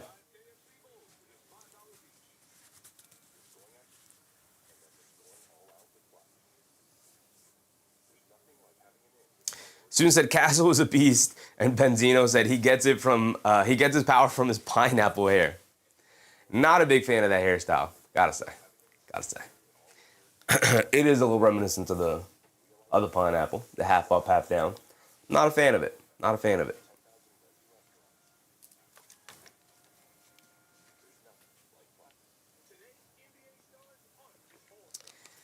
So now the Pistons are taking full control of this game right now. Cunningham is 3 for 10 from the floor. 3 boards, 3 assists for Cade. They've had a huge spark from Ron Holland tonight. 11.6 rebounds for Ron Holland so far. LeVert with 2. Javonte Green is 0 for 2. But LeVert's ball handling, interestingly enough, has been huge for the Pistons tonight. Just doing a really good job of handling some of the pressure that the Pistons are putting out there, that the Spurs are putting out there with their perimeter defenders, trying to guard full court, right?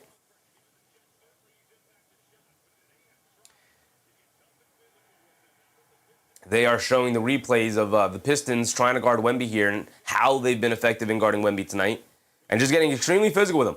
Just straight up fouling him on a lot of these possessions that they showed the replay on. And the refs are allowing them to be physical.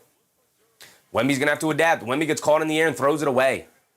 Well, I don't know why Wemby is jumping up into the air without a game plan, but then Julian Champagnie does a great job of coming up with a steal when it was a 3-on-2 fast break for the Pistons. Wemby gets it up top to Harper. Harper gets it back to Wemby. He's being guarded by Cunningham. They show a double team. They swing it out to Harper. Harper down the lane. Kicks it out Champagnie. A left corner three is open. And Champagnie delivers yet again. Another big-time momentum-breaking shot for Champagnie. Cade Cunningham bringing it down the other way. This is what you want.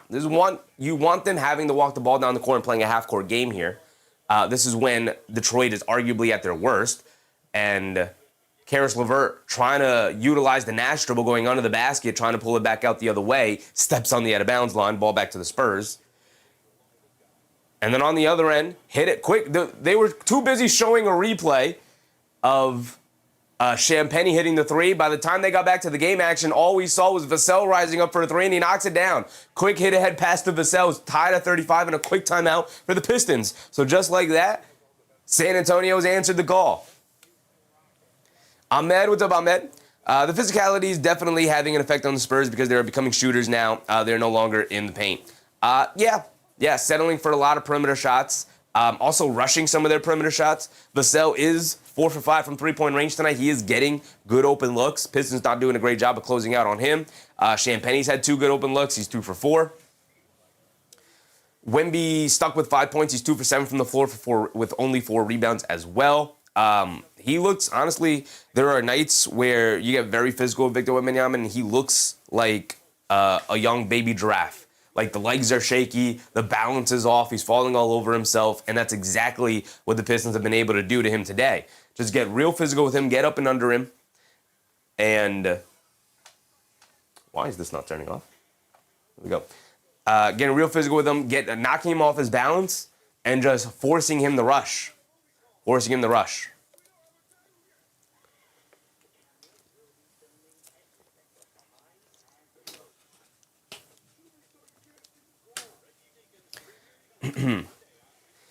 That was a great explosive start for Ron Holland. Had 9 quick points, including a 3 and 2 and 1s that he had going towards the rim. He had an offensive rebound and a putback, and that's how he got to his 11 points. That is icing on the cake offense that you don't normally get from Ron Holland. And they got it so far here, mostly in the first quarter and a little bit to start the second. So if that's most of what you get from Ron Holland tonight, now he might be primed for a really big explosive game here tonight. That could for sure still happen. But if that's mostly what you're getting from Ron Holland, you're still going to need more from Cade. You're going to need more from Duren, 7 and 6 respectively. 3 for 10 from the floor for Cade. Not a very efficient night, although he's not a very efficient player overall. But he will work his way towards that for sure, because he won't stop shooting. That's for sure. Naughty Ghost said the Pistons still have yet to have a buzzer beater win. Maybe this will be it. Maybe. Isaiah Garner said that's what I said. You can be physical with Wemby. And that's the game plan everybody goes to for sure. John Brennan said Vassell gets buckets. He does. We talked about him in the pregame as kind of the forgotten starter, and it feels like the Pistons have definitely forgotten about him because they've left him open a numerous amount of times so far. Nick Yak said they're knocking Wemby around. They are. Especially when he's off ball.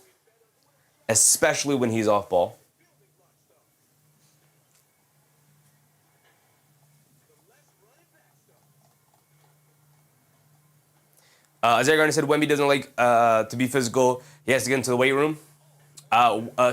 Weight and strength is always an interesting thing when it comes to basketball players because I think some people want to see, especially skinny guys like Wemby, have like a Giannis type of development where they just bulk up and put on a ton of muscle. But that's only going to hurt Wemby, I think, in the long run. What you want from Wemby is to go the Kevin Durant route. Kevin Durant never really bulked up and added a ton of strength and muscle. Well, he added strength, but not muscle. What you want from Wemby in his development is to add a lot more core and leg strength, especially as a big man. That's where a lot of your power comes from, specifically in basketball. And it'll allow him to hold up defensively and offensively when teams get physical like that. Speaking of, Wembanyama knocks the ball loose. They try to throw an interior pass to Duren, and he knocks it loose. So now the Spurs have it. Vassell up top, coming to his left. Over to Castle, pump fakes, driving to his right, kicks it out. Champagnie, a left corner 3, well contested, but he rattles it in anyway over Thompson. And now the Spurs have taken the 3-point lead. Hit ahead to Thompson. All-star Thompson on the right wing, being guarded by Vassell. Thompson has it out by the 3-point line, and Vassell is standing in the paint. They hand it off to Cunningham. Cunningham picked up by Vassell. They show a double team. They get over to Thompson in the lane against Wembanyama, and he gets the finish over him. What a finish from All-Star Thompson. Saw Wemby come over and said, I'm still going up. And he gets the finish to go. Castle has it up top. They get it over to Vassell. Hands it off to Harper. Now over to Castle. Castle crosses over. He's got a lane to the rim and a big two-handed hammer for Castle in the paint. Excuse me. They got the similar hairstyle. 40-37. We're past the halfway point here. Under 6 minutes to go. Why does my timer keep stopping? Under 6 minutes to go. They hand it off to Cunningham. Cunningham pulls up from 3. Got it to go for Cade Cunningham. That 3-point shot is starting to come around for Cade, and that's real dangerous for the rest of the league. Cade Cunningham up to 10 points, 4 for 11 from the field, along with his 4 assists. Castle has it up top, being guarded by Holland. Castle running the pick and roll with Wemby. He's got a lane. Pass fake and goes all the way to the rim for the easy layup. Beautiful pass fake from Castle, freezing up the defense and allows him to get the easy layup. Cunningham coming to his right up the screen, pulls it back out, directing traffic, coming to his right, dancing with it, crosses over, gets caught in the air, leaves it off for Holland in the paint, throws up the floater for Wemby, can't get it to go way off, and then knocked out of bounds by Duren.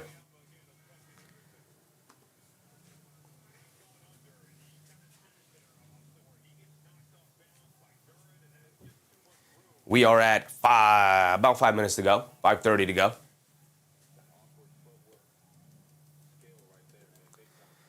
Jove said, All-Star Thompson is different. I see his highlights throughout the years. The guy's different.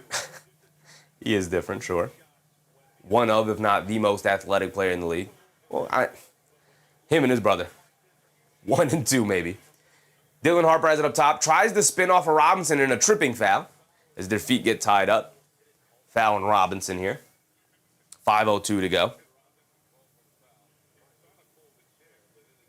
SG said, imagine being that tall, carrying muscle. It's just got to be proportional to your body type.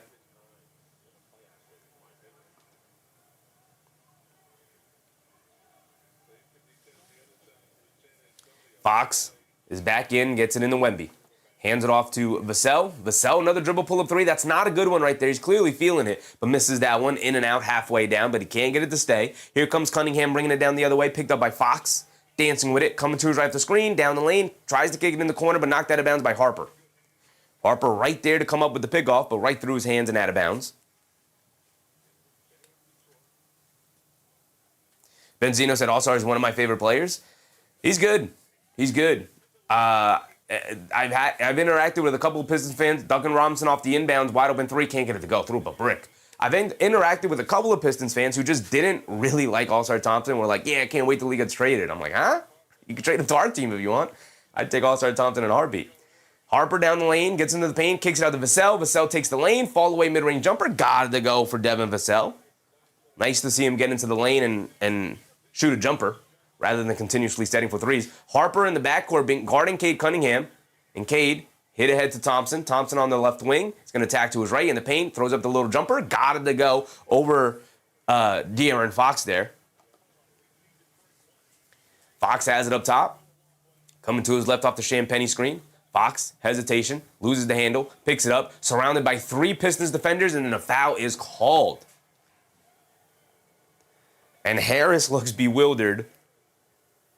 And De'Aaron Fox just looks at him, and he's like, come on, man. You know you fouled me.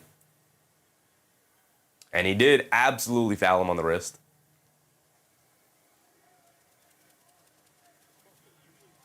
Nadigo said he doesn't light up the stat sheet a lot, so non-ball knowers like to beat up on the guy like All-Star. Yeah, they definitely were treating him a little bit like a scapegoat. Shelly Kronk with the subscription. Appreciate you, Shelly. Hope you're having a good time tonight. Castle, crossover on Robinson in the lane. Can't knock down the lefty layup. Good help from Cade Cunningham there. If you're Castle, you got into the lane. You gotta look to kick that one out. Cunningham kicks out to Robinson, catches, pump fake, one dribble to his left, puts up the three off the contest. Got it to go for Duncan Robinson. And the Pistons have retaken a 1-point lead. Fox pushing the pace the other way in the paint, kicks it out to Castle. He's going to take the lane, kicks it out to Champagny, a right corner three, and Champagny gets it to go. Between Vassell and Champagny, my goodness, both of them have hit 4 threes so far tonight. That's 8 threes between the two of them. 10 made threes for the Spurs. And then an offensive foul, Cunningham. Cunningham standing over Castle. Keldon Johnson not having any of it. And like I said, there was going to be a fracas. There was going to be a face-to-face moment. A little shove here, a little shove there. Refs allowing it to be too physical. And this is what you get. Now some pushing and shoving. Keldon Johnson, Cade Cunningham into it. Show us the replay. Show us the replay. Where did it go? Where did it all go wrong? Nothing's really going to happen. We're going to get a couple of technicals. Hopefully it's offsetting technicals and we can get back to playing some basketball. Not a whole lot, though. Just good physical play, some good competition right now. I told you guys what was going to happen. So Cunningham is being guarded by Castle. Cunningham coming up and just pushes Castle to the floor and then stands over him. And Keldon Johnson pushes Cunningham. And then Jalen Duren puts his finger in Johnson's face. And then we get into it.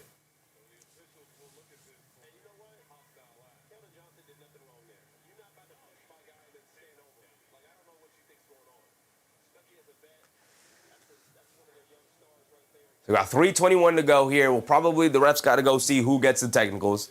Hopefully we get some offsetting technicals and we can just get back to ball here. 47-45. Mark said that's on Cade. Yeah, so Cade picked up the offensive foul. So Steph Castle was face guarding Cade Cunningham. Cade Cunningham was going to, come up and receive the ball as the point guard. And Castle was standing in front of him. And Cade just a little frustrated with the physicality tonight or just trying to send a message a little bit. Just blatantly 2-hand shoves Castle to the floor. And then walked over him and stood over him. And that's when, obviously, Keldon Johnson came over and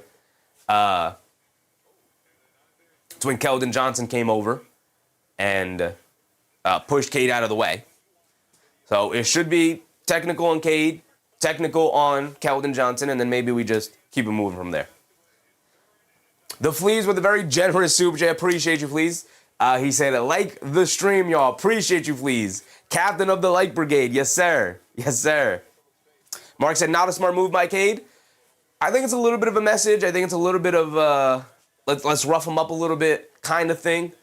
That's his third foul, so I kind of got to agree with you. Very blatant third foul as well. You know, more so hurting his team than anything, but Cade's not a dumb player. Maybe losing his temper a little bit. Again, they're allowing him to be extremely physical here.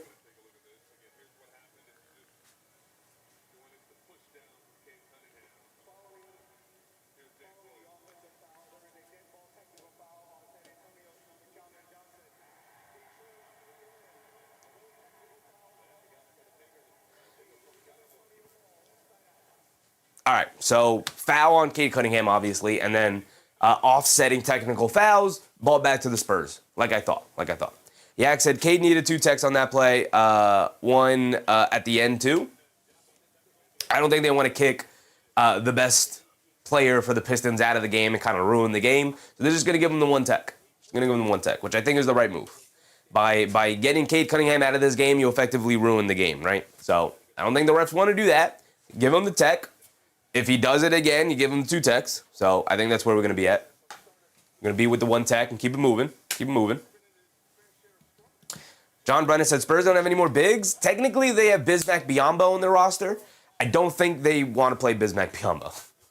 So I think they'd rather go small ball when Wemby sits. But we'll see. Maybe they throw in Biyombo in there. But they go to the small ball option here with Champagnie and Keldon Johnson effectively acting as the bigs here. They get it over to Fox. Fox driving to his left, mid-range pull-up jumper. Off the back rim, can't get it to go. De'Aaron Fox got to get going here at some point. They're going to need him. Here comes Danish Jenkins bringing it down. Cade Cunningham also to the bench. Danish Jenkins coming to his right. Inside pass to Paul Reed, being guarded by Castle. In the paint, steps through again. Lefty layup, got it to go for Paul Reed. Nice, smart, patient move for Paul Reed. Stepping through there, working his way till he gets a spot. De'Aaron Fox bringing it down, gets a ball knocked out of his hands as he slips and falls. Devin Vassell down the lane draws the foul. Should be going to the foul line for 2.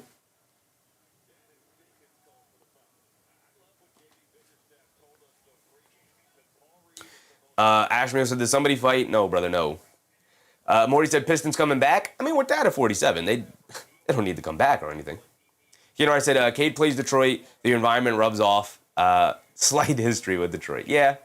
Detroit's got a little bit of a history with that kind of action. As Vassell misses a free throw, that's 3 straight missed free throws for the Spurs.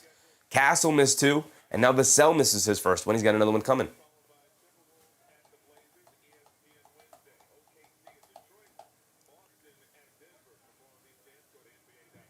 Roland Pierre said, I got some bad Wolves versus OKC vibes when they fouled out Ant last year. Vassell does knock down the second one. Finally, a made free throw for the Spurs. Here comes Danish Jenkins bringing it down against Fox. Jenkins gets it over to Paul Reed. Back to Jenkins on the handoff. Jenkins up top. Gets it over to Robinson. Robinson back to Jenkins. Swings it to his right. Off the Thompson screen. Down the lane. Scoop play with the right hand over Wemby. Got it to go. And the Pistons finding the angles and the space to get past Wembanyama in the paint. Really struggled at that to start the game. And then an offensive foul on Julian Champagnie running over Duncan Robinson, and Champagnie can't believe the call. Got to show me the replay. Champagnie not fighting it too much, though. Yeah, runs right into Robinson.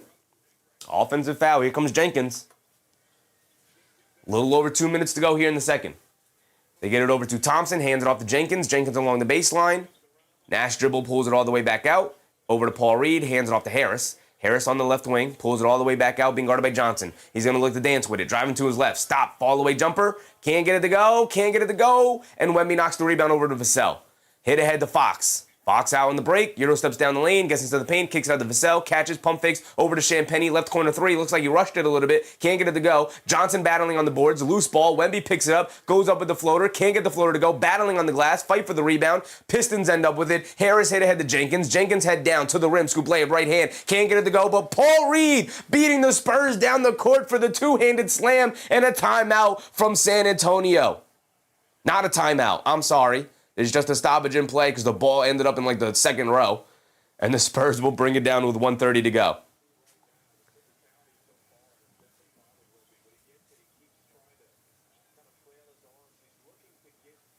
Fox has it up top, being guarded by Jenkins. Coming to his left off a Wemby screen. Swings it out to Vassell. Vassell, a deep straightaway three. Got it to go for Devin Vassell. And we're tied at 51. Back and forth these two teams go. Harris pushing the other way, throws a lob up top to Thompson. And again, they're pushing the pace before the Spurs could even set up their defense. Here comes Fox pushing it the other way. Fox has it up top, walking it down the other way. Being guarded by Dennis Jenkins. We're under a minute. Fox dancing with it. Crosses over to his right. In the lane. Fall away, mid-range jumper, rattles it in for De'Aaron Fox. They're going to need Fox to pick up his game here, man. They need it. They need him. Especially with Wemby really struggling tonight with the physicality, which we know is a big weakness in his game. Harris dancing with it, gets pickpocketed by Fox. Fox to hit ahead pass to Johnson. Johnson's going to go the other way for the big two-handed hammer.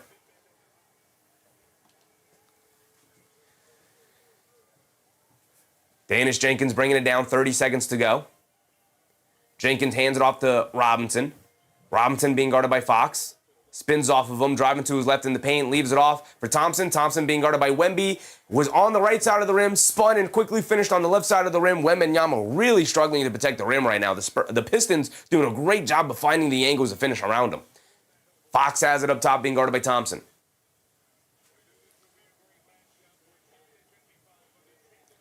Fox coming to his left off the Wemby screen.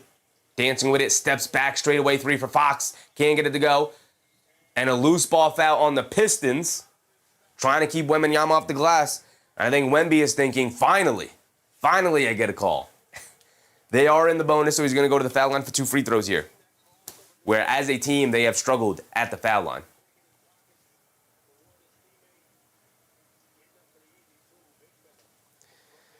Leary Adams with a Larry. Go Knicks. Yes, sir. Wemby at the foul line for 2 free throws. Rattles in the first one. He's got another one coming. Benzino said Wolves lost to the Sixers last night, but without Naj Reid and Rudy Gobert. 2 huge pieces. Not just big, 2 huge pieces for them. Wemby knocked down the first one. He's got one more coming. Wemby knocks down both free throws. They get it into All-Star Thompson, half-court heave. Can't get it to go, and that will be the end of our first half here, 57-55, a back-and-forth affair here. And they have it up here, a heavyweight showdown in Motown, and boy, oh boy, is that an apt description of this matchup here tonight. My goodness, has this game been physical and fun.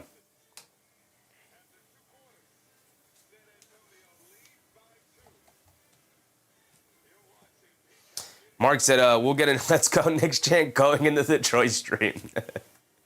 Just that said, Wemby 2 for 9. Yeah, 2 for 9 from the floor for only 7 points. Let's look at it. Let's go through it. Let's talk about it. Let's evaluate it. We can also go around the league a little bit as well. I guess we're going to go here first. Let's go around the league, I guess. This is really the only game on. We have one other game that just tipped off, or they're about halfway through the first quarter. Kings versus Grizzlies. Battle of the tank over here. 2 tanks going at it, 15-12, halfway through the first quarter there. Just that's a no fouls. Unbelievable. K. Hazy, what's up, K. Hazy? Tight game, can't call the winner. No. It's really the only game on today, so, well, the only real game on right now. So we can go through it in its totality. Let's look at the team stats. I like starting with the team stats first. The Detroit Pistons are winning the possession battle, 54-50. In the NBA, it is extremely important to evaluate the possession battle as the game goes on. Usually turnovers, rebounds are the things that play a factor. Turnovers, a huge factor. Rebounds also a factor, offensive rebounding. Plays into a factor how many shot attempts a team gets. Usually the more shot attempts you get, just the law of numbers, the more chances you have at scoring the basketball usually means that you'll have a better chance of winning the basketball game. So 54 shots for the Pistons, a slight lead against the Spurs here with 50 attempts. All of these team stats here should be very, very close, considering how close the game is. Let's see if that reflects it, if we can pinpoint anything that stands out. I mean, the Spurs shooting 50% from three-point range bodes very well so far for the Detroit Pistons. Let's be honest about it. The Spurs are shooting above their heads right now a little bit. Champagny has 5 made threes. I think 5 made threes. We'll go over the box score, but between Champagny and Vassell, they have at least 8 made threes. Vassell's hit 4, and Champagny's hit at least 4. I think he knocked down a 5th before the end of the quarter. It has been a phenomenal shooting night for the San Antonio Spurs, and it's been a little bit of a bad shooting night for the Detroit Pistons, but it's one of their biggest weaknesses. Most of their threes, I think Cade's knocked down 2 threes tonight. Ron Holland knocked down a 3 as well, and Robinson knocked down a 3 or 2. So they're those guys who's knocked down the perimeter shots. Free throw-wise, 4 for 8 for the Spurs, 4 for 4 for the Pistons. Again, it's been an extremely physical game, and a total of 12 free throws were shot. Not great. Not great. I get they want to allow them to play physically, but I think they're going to have to clean up the game a little bit as the game goes on. We already saw it get a little bit chippy. So I'll get a little bit chippy. Keenar said, shockingly, Ant-Man actually has a negative on-off net rating. There's always context for those numbers. Obviously, a negative on-off rating is, not good, but there's always context to be added to those. Anthony Edwards really plays mostly against starters, whereas a lot of other guys plays in a combination against starters and backup guys. But, again, there's context around it. And also, it's just, not good. Not a good stat. Not a good stat for Anthony Edwards. Nick Yak said, can Detroit win a tight game for a whole game? It's a good point. I have not watched enough Detroit games this season to know what their clutch time offense and defense looks like. Rebounds, 22-29. Detroit killing them on the glass so far. +7 in the rebounding category, which is a pretty big differential in the first half. 9 offensive rebounds to 6. Detroit winning that by 3. Winning the defensive rebounding battle by 4. 17 assists for the Spurs, though. So they're just consistently finding ways to set each other up so far. Doing a really good job of moving the ball around. The Pistons losing track of their shooters. Champagny and Vassell consistently getting open looks. 6 steals to 4, 3 blocks to 3. So the stock's pretty close, 9-7. Total turnovers, 10-8. Pretty close yet again. Points in the paint, 20 for the Spurs, 34 for the Pistons. More than half their points coming into the paint. They're doing an excellent job of finding avenues and angles and areas in which they can finish around the basket over Wembanyama. You would think that Wemby would have the paint on lock here today against a team that does not have prolific three-point shooters outside of Duncan Robinson. And yet, they're doing a great job between Thompson and Holland and Cunningham as well. Duren knocked down a couple of shots in the paint as well. They're doing a great job of finding areas where they can get into. Paul Reed's done a great job of it as well. Harris has knocked down a couple of shots in the paint. They're doing a great job of finding ways to get into the paint and find ways to knock down shots over Wembanyama or around Wembanyama, or quickly pushing the pace to get into the paint in transition to knock down a shot in the paint before Wemby can get back and set himself up in the paint.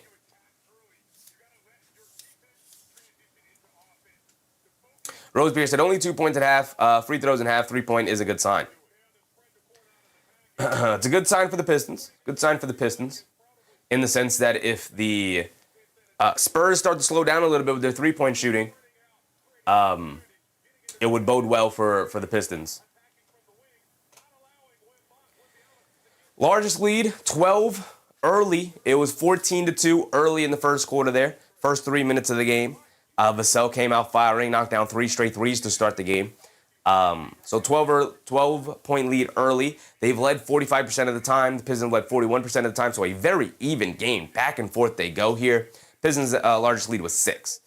Very back and forth game so far. Very even across the board. Although the Pistons a slight advantage in a couple of areas that tells me pretty decent chance that the Pistons will probably pull this one off. Now, if they come out in the second half and change the way they officiate the game and start to call it a little bit closer to kind of clean it up a little bit, that might not bode well for the Pistons, who tend to play a very physical brand of basketball. They could find themselves in foul trouble because they already had a couple of guys in foul trouble in the first half, or in the first quarter, not necessarily the first half, but Jalen Duren is sitting with 2 fouls. Cade Cunningham picked up a 3rd silly foul. Thompson has 2 fouls. So they could find themselves in a situation where they're forced to go an extended period of time without either Cunningham, Thompson, or Duren if they don't clean up their act in the second half, or if the refs decide to clean it up for them.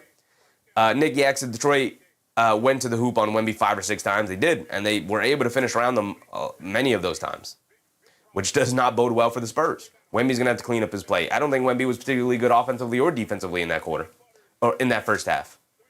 Zahar, good game. It's a very good game so far. Very good game. Wade Tuckness, what's up, Wade? Appreciate you. Hope you're having a good time tonight, Wade. Just that said, Austin Rivers doing sideline interviews was a surprise. He's been doing it all year for the Peacock games. Whenever it's just the Peacock game, Austin Rivers does the sideline interviews, which I think officially marks his unofficial retirement, right? That he is now a part of the media. I don't think he ever officially retired, but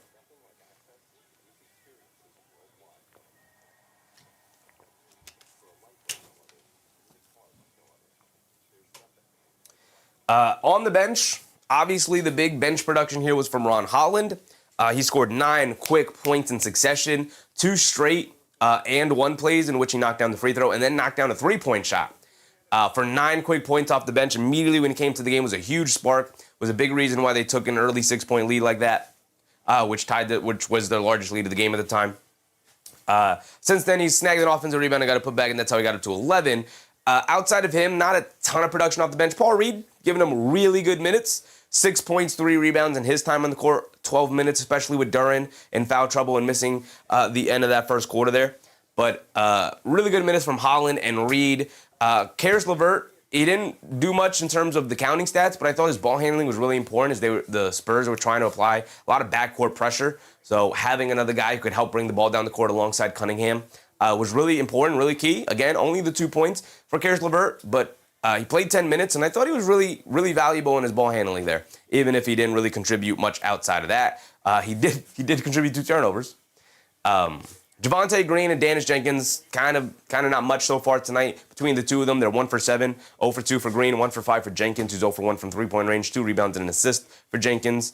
But they're going to need some bench contributions to continue, especially that I consider Ron Holland probably won't give them that much more throughout the game. I'd be surprised if he does, but we could very well be in store for a Ron Holland type of career night performance here. Spurs are absolutely going to have to clean that up. As far as the Spurs go, Champagnie with 12, 4 for 5 from 3-point range. Devin Vassell, he was the guy who hit 5 threes, not Champagnie. Champagnie 4 for 5 from 3. Devin Vassell 5 for 7 from 3-point range in that first half. That's 9 threes between the two of them.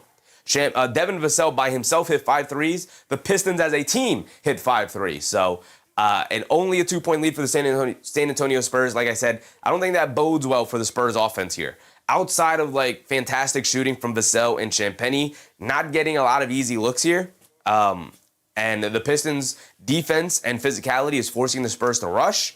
No more emblematic of that than Victor Wembanyama, who's 2 for 9 from the field, 2 for 9 from the field for 7 points here. He did knock down a 3 earlier in the game, 7 rebounds. He does have 3 big turnovers though.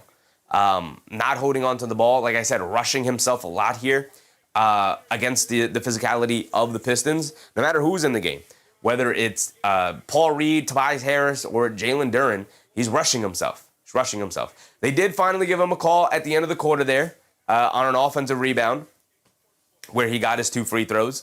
But they're going to need more from Wemby, obviously. You're not going to win without Wemby, and you're definitely not going to win without De'Aaron Fox as well. 2 for 9 from Wemby, 2 for 8 from Fox is not a winning recipe. So, I could say all I want, hey, Champagnie and, Vassell being this fantastic from 3 is not a good sign for the Spurs. But I could also say that they kind of overcompensated for the lack of production from Fox and Wembanyama. So if they get a better quarter from Fox, a better half of basketball from Fox and Wembanyama, they should be good to go to win this basketball game. But the same can be said of the Detroit Pistons, where Duren gave them 6, Cunningham gave them 10 and 6. So if they can get more from Duren, more from Cunningham, it should bode well for the Pistons. So it might just come down to if the Pistons can slow down the Spurs shooting, or if the Spurs go cold from the perimeter, and which two stars step up the most here in the second half, whether it's Duren and Cunningham, or if it's Wemby and Fox.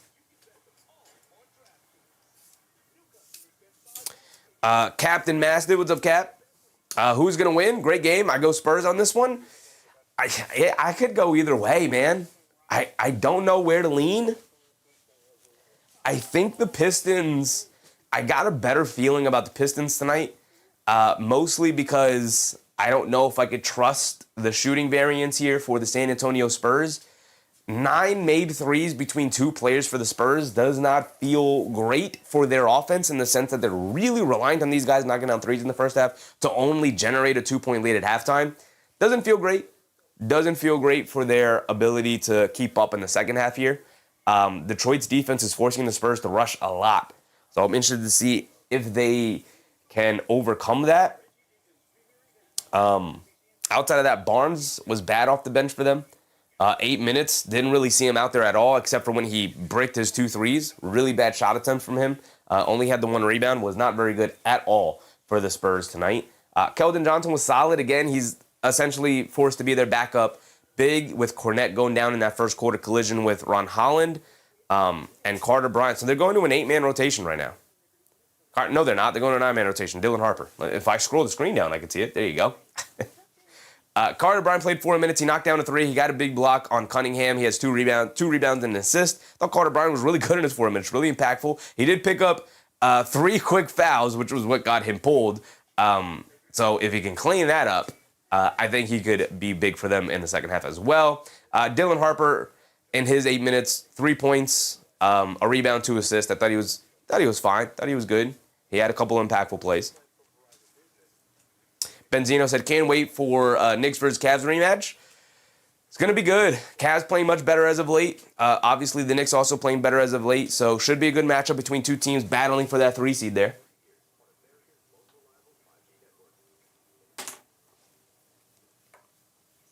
The Fleas that have been missing Knicks games, too damn sleepy.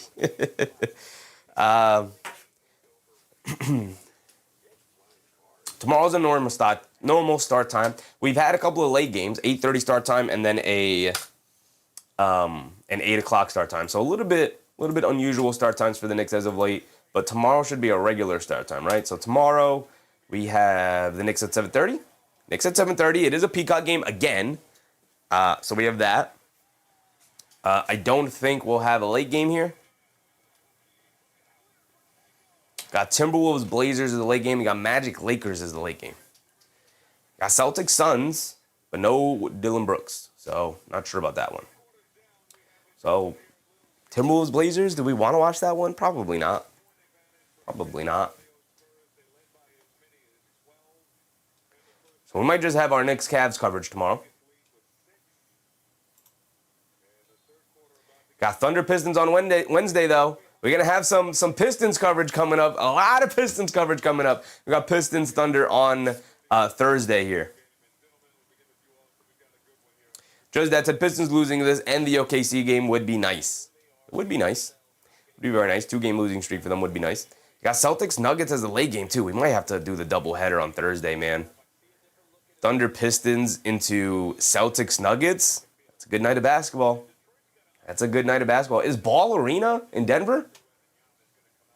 Oh, they hoopers down there in Denver, huh? Ball Arena? All right, here we go. We're into it. The Pistons have the ball to start the half.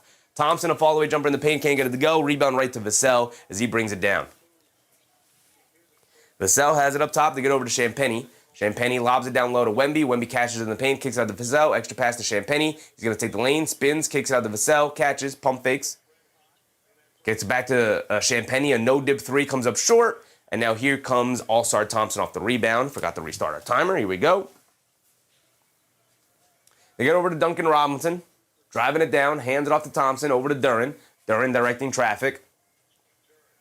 Faces up. Shoots the mid-range jumper. In and out. Can't get it to stay. Fox with the rebound. Bringing it down the other way. Fox has it up top. Being guarded by Cunningham.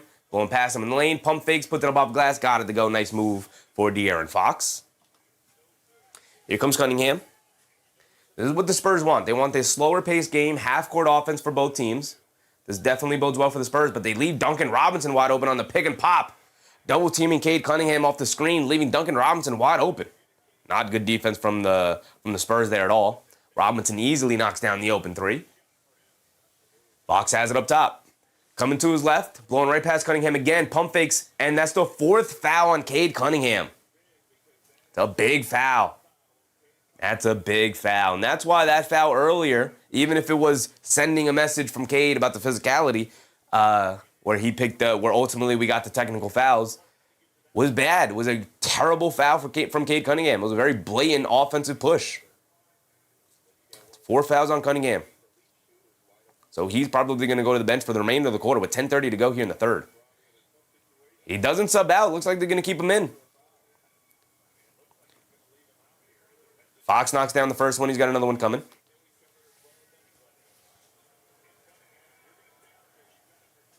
Benzino said, Spurs, Raptors sounds nice. Toronto playing great lately. I'm not a believer in Toronto, though, Benzino. I don't mind watching Toronto play at all, but I'm just not a believer that they're a very good team. Cade Cunningham, a pull-up three, can't get it to go. Loose ball over to Thompson. And a loose ball foul on the Pistons. I think they're going to call over the back there on the Pistons. Fox did knock down the other free throw, by the way. So it's 61-58.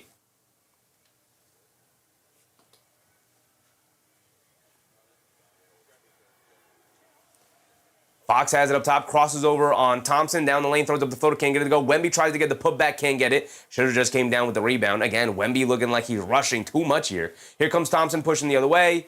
Thompson has it, middle of the lane, stops, turns, spins, loses the handle, picks it up, and hits Duncan Robinson, cutting behind the defense and gets the layup to go.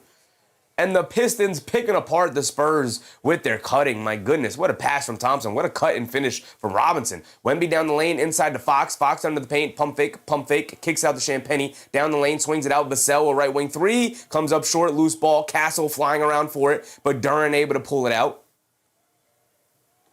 And it's 61-60, and Cunningham has it up top. Coming to is right off the Duren screen. Down the lane at the foul line, snaking it down, puts up the floater, comes up short, battle on the boards for the rebound, and Jalen Duren just moving Wemby out of the paint, able to snag that offensive rebound and putback.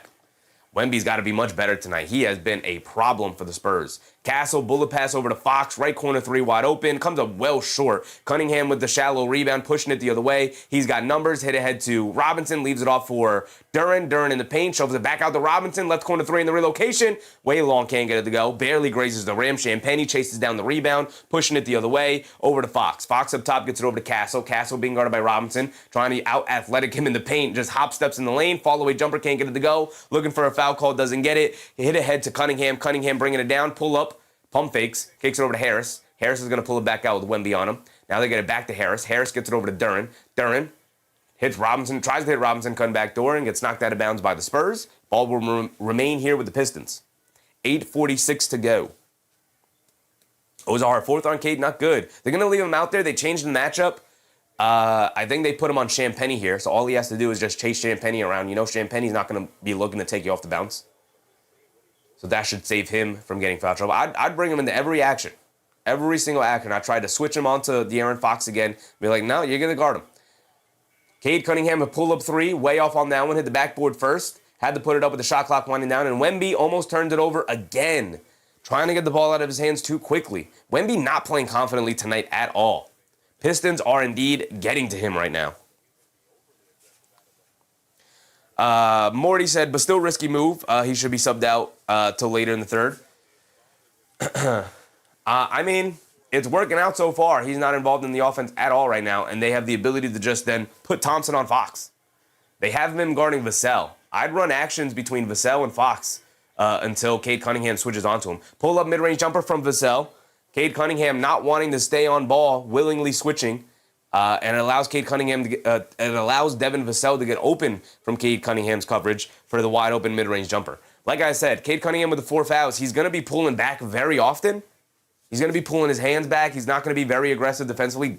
Worst case scenario, he picks up a 5th foul here in his third quarter, right? So he's going to be very reluctant to be a good defender here. So right now, he is a liability defensively, which obviously isn't the case with Cade Cunningham, but right now he is a liability defensively for the Pistons with the 4 fouls early here in the third. So if I'm the Spurs, the smart thing to do, if I'm De'Aaron Fox, what I'm doing is I'm saying, who's Cade Cunningham guarding now? He's guarding Devin Vassell? All right, we're bringing him into every single action we do. Every single action we do.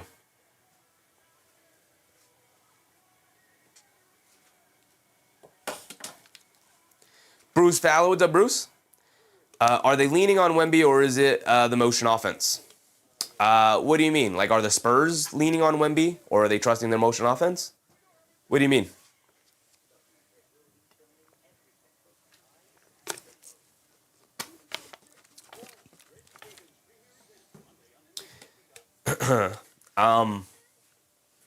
As far as their offense goes, the Spurs, are they being physical? Like, are the Pistons being physical with the Spurs? It's a very physical game.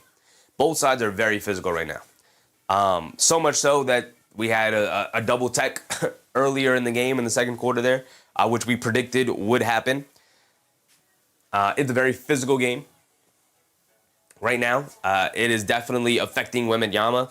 He is, to start the game, was very much looking for foul calls, and they didn't give it to him. And right now, going way too quick. Way too quick. He's trying to either avoid contact or go quickly before the contact comes. And it's forcing him to miss shots. It's forcing him to turn the ball over. He's 2 for 11 from the floor. He's got 3 turnovers. The physicality is definitely getting to Wemby right now. Definitely getting to Wemby. The Pistons have him on lock right now. He is very flustered with the way he's playing. Morty said, Cade is a bit off from the field, 4 for 14 from the field. But he does have 7 assists this game thus far. I love that. Yeah, I mean, he averages 9.8, so around 10 assists per game. He is one of the best playmakers in the NBA for sure. 4 for 14 from the floor. The jump shot is not consistently going in for him today. He does have the 2 threes, but he has not been able to find himself into the paint tonight too often. This was something we talked about in the pregame in the sense of Cade Cunningham having to go up against the physical defenders of Castle or Vassell or Fox, who are very good perimeter defenders, or Carter Bryant got into the game today. And they've made it physical and difficult for him out on the perimeter. Now we know he can handle that, but the issue is that when he does blow past that initial defender and get into the paint, then he has to deal with Wemby. So it's not been a good shooting night from Cade Cunningham, having to settle for a couple of shots he normally, would not have to.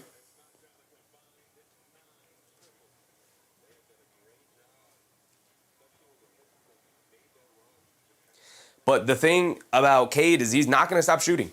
14 field goal attempts compared to Wemby, 11 field goal attempts. Like, these guys are not going to stop shooting. They're not going to shy away from their shot diet. But the defense is definitely impacting. 2 really high defensive level teams going at it here tonight. The Pistons' game plan tonight to overcome that is to push the pace as much as possible offensively, and the Pistons turn it over. They're trying to get it down low to Cunningham in the post instead of having him have to handle the ball all the time. And Castle doing a great job of fronting, and the Spurs doing a great job on the weak side there, not allowing an easy pass, and they end up throwing over his head and out of bounds. Under 8 to go. 1-point lead for the Spurs. It's been back and forth all night. Castle has it up top, now attacking Cunningham off the bounce, goes all the way to the rim. He doesn't even hit a pump fake because he knows Cunningham's not going to guard me anyway. So he just rises up and knocks down the layup, which is exactly what I would do over and over and over and over again if Cunningham is going to remain on the floor with 4 fouls here. Cade Cunningham blows right past Steph Castle, goes all the way to the rim and draws the foul on Wembanyama. That's bad defense from Castle, obviously, yet easily blown by there. But that's terrible defense from Wemby. Wemby's 7'1" and does not use verticality there to guard Cade Cunningham. If he just jumps straight up, Cade Cunningham does not have an angle at the rim at that point. He tries to go for an up and under, but Wemby does not position himself properly and easily gives him the foul. Good job from Cunningham to draw the foul, but Wemby had more than enough time to position himself properly and just didn't. Wemby has just been a step slow, and I think he's in his own head right now. I think the Pistons are got him flustered.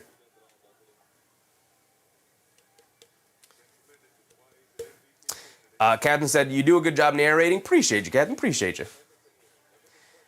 Vic said he pulled a where. Cunningham knocks down both free throws. Here comes Castle bringing it down. Castle up top. involving Cunningham on the screen, driving it down in the lane, kicks it out to Fox. Fox pump fakes over to Wemby, a deep right wing three for Wemby. Wemby settling for shots now. And that's exactly what any team playing against Victor Wembanyama wants. Him settling for deep threes. Come on, Wemby. Got to be better than that, brother. Cunningham has it up top, coming to his right. Picked up by Vassell.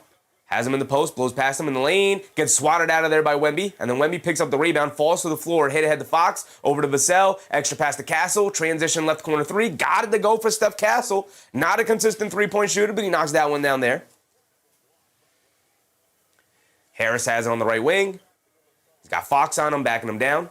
He's got the size and strength advantage, leans in, pump fakes. Wemby comes over for the help, so Harris has nowhere to go. Kicks over to Cunningham in the mid-range. He pump fakes. He's telling everybody to clear out. He's one-on-one against Castle. Stop, half spin, kicks it out up top. Ron Holland, a straightaway three. Can't get that one to go. Good boxing out from the Spurs, but nobody comes over for the rebound. Duncan Robinson easily comes in, sneaks it away, but Julian Champagnie with that hustle comes up with the block. Wemby picks up the loose ball, hit ahead to Castle. Castle has it, cross-court pass to Vassell, catches, jab step. Ron Holland saw it coming, picks his pocket, gets the strip, but can't hold on to the ball as it goes out of bounds. It'll stay here with the Spurs. Great defense from both sides on back-to-back possessions there.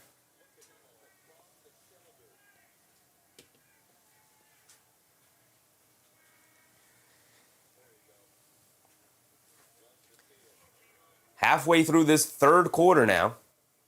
6:13 to go exactly. 4-point lead for the Spurs, 68-64.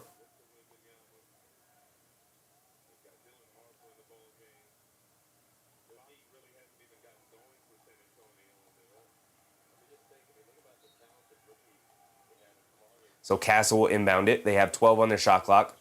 They try to get it into Keldon Johnson, and Ron Holland, who's been a menace all night, picks the pocket. They leave it off for Javonte Green. Lefty layup, can't get it to go. Wemby with the rebound. Javonte Green has quietly been a disaster all night long for Detroit. Vassell gets it over to Wemby. Wemby walks into the straightaway threes, the trailer, and he gets that one to go. And a timeout?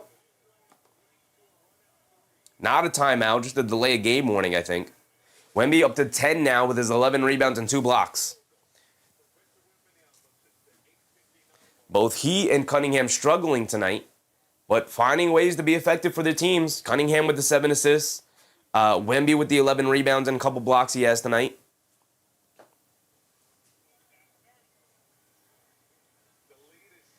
Here comes Cunningham bringing it down. 7-point lead for the Spurs. Under 6 to go. Cunningham driving it down and ultimately draws the foul on Castle. It's Castle's first foul. Nobody in foul trouble for the Spurs. One's across the board for personal fouls. We've documented the 4 fouls for Cunningham here. 3 fouls for Duren, though, as well. Thompson has subbed out, who has the 2 fouls as well. Or 3 fouls. Thompson has 3 fouls. They get it into Holland. Holland up top being guarded by Dylan Harper. They get over to Cunningham, coming to his right off a couple of screens. Along the baseline, pump fake, spins, leans in, goes up, gets blocked by Castle. Excellent one-on-one defense from Castle, who then picks up the loose ball. Steph Castle bringing it down now. Castle, double crossover on Holland. Down the lane, pump fake, goes up. Contact layup, and one for Steph Castle. Flexing right over the shoulder of Ron Holland, maybe trying to bait him a little bit with a technical. But Castle will go to the foul line for one more. Can give them a 10-point lead here on the old-fashioned 3-point play. Cunningham in a little bit of jail here with Steph Castle, who's taking it right to him. Castle's been fantastic offensively and defensively in this quarter. Luke Cornett is coming back into the game. Look at Luke. He was questionable to return, and he's making his way back. Usually when you see somebody is questionable, that means they're done. But he's back. He's back. Sadu Barry, what's up, Sadu? Steph Castle does knock down his free throw. He missed 2 earlier. Wemby to the bench, and that's the 10-point lead for the Spurs. Again, up by double digits for the second time here tonight. A bullet pass from Duren gets the finish over Cornett and the foul. Excellent finish from Duren. Bullet pass from Cunningham.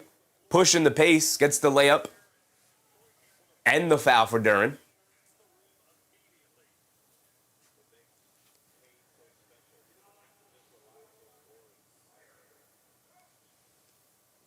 Just that's an undrafted Luke Cornett. Once a Nick, always a Nick Luke Cornett. Nick legend Luke Cornett. Duren knocks down his and one free throw. 74-67. 7-point lead for the Spurs. Here's Castle will bring it down, being guarded by Ron Holland. Cunningham still stays on the floor. Sticking to the normal rotation with his 4 fouls. He's done a great job of not picking up a 5th. Castle down the lane. Kicks out to Keldon Johnson. Right corner 3. Throws up an air ball. Knocked out of bounds by Luke Cornett. It's going to go to the Pistons. Keldon Johnson struggling from the field tonight. Mark said, you love to see Castle schooling Cade. Castle's great, man. Castle's great. Love me some Steph Castle. Loved him at a UConn. Happy he's thriving in the NBA. Always knew he'd be good. Probably should have been the first overall pick in his draft. Cunningham coming to is right off the Duran screen. Gets into the paint, throws up the floater. Got it to go for Cade Cunningham. Having to go to a couple of moves he doesn't normally have to utilize, like floaters tonight against the Spurs defense. Castle down the lane, throws a lob inside the Cornett, and he lays it up and in. Beautiful pass from Castle. Nice finish from Cornett. Cunningham has it on the right wing, picked up by Vassell. And a foul by Castle, trying to fight around a Ron Holland screen.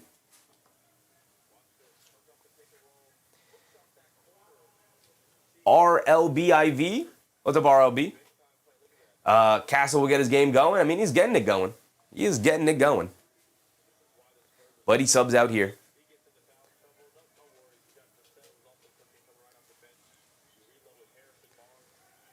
Cunningham has it up top, being guarded by Vassell. Crosses over to his left, kicks out to Ron Holland. Ron Holland is not bashful firing away from 3 today. He can't get that one to go. Paul Reed, the offensive rebound, can't get the putback. Ron Holland comes flying in for the offensive rebound and putback all in one motion. And the Pistons just out-hustling, out-muscling the Spurs in the paint for these loose ball rebounds. Dylan Harper dancing with it down the lane, kicks it out to Vassell, a wide open straightaway 3. Vassell can't get it to go. Fight for the loose ball rebound. Cornett picks it up, goes up, gets swatted out of there by Paul Reed, looking for a foul call, doesn't get it. Ron Holland bringing it down, cross-court pass to Cunningham, bullet pass inside. Vassell knocks it loose, but Paul Reed able to pick it up. Behind the back pass, layup for Javonte Green, can't get it to go. Cornett knocks it out. Cunningham picks it up to the rim, layup, can't get it to go, but he does draw the foul. He's going to the foul line for 2 free throws. And the Pistons are just out-hustling the Spurs to the ball right now. Really struggling on the glass for the Spurs.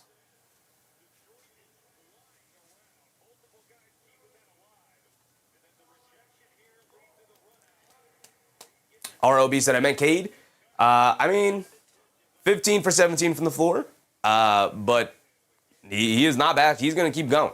He's going to keep coming. He will not stop going towards the basket. Cunningham does miss the first free throw. He's got one more coming.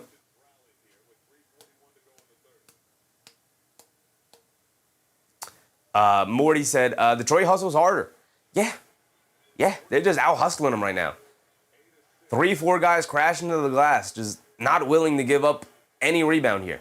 Killing them on the glass tonight. Cunningham does knock down the second free throw. It is a 4-point game, 76-72.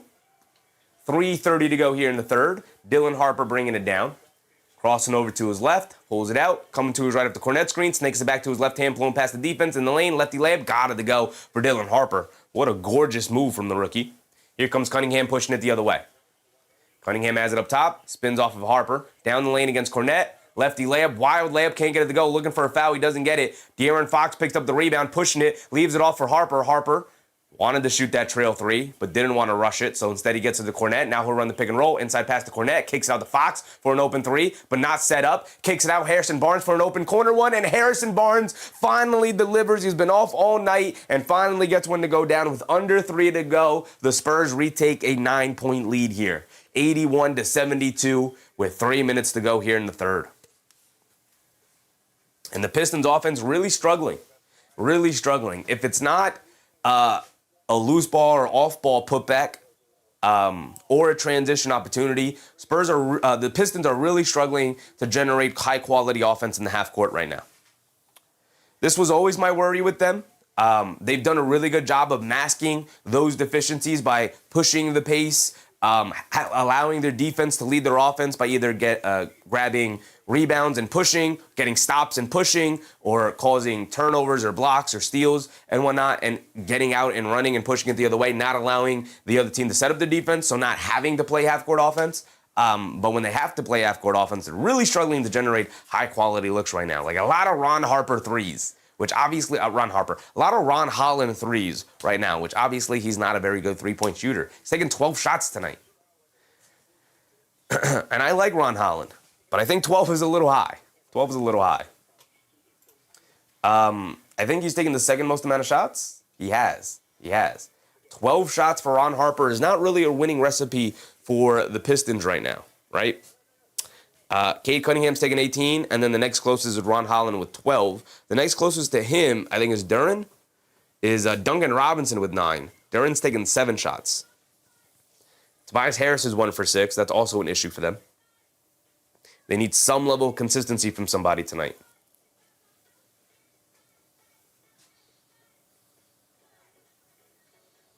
Captain said it's all about the fourth quarter. Maybe we should just have one quarter and be done. No. Fourth quarter matters because of what has transpired upon the 3 quarters. One very long 48-minute quarter. That's a good idea, actually. Not bad. I mean, you can look at the game like that, technically. And the quarters are just official TV timeouts, kind of, right? Nick Yak said, let's get double-digit lead by the 4th would be nice. Would be nice for them. Would be nice for the Spurs. AP, what's up, AP? So the Knicks can beat the Pistons, but the Knicks can beat the Spurs. It's almost as if matchups are extremely important in the NBA. It's almost as if matchups are extremely important in competitive team sports. Choppa City, what's up, Choppa City? I need Wemby to get 2 more blocks and Cade to get 1 more rebound. Good luck with that, brother. Good luck with that. Choppa City said, Cade 6 rebounds and Wemby 4 blocks was my parlay. Cade, he'll play, a lot and play hard. I'm sure he'll get another rebound. As far as the Wemby blocks, I don't know about that. Wemby has not been very good today, both offensively and defensively.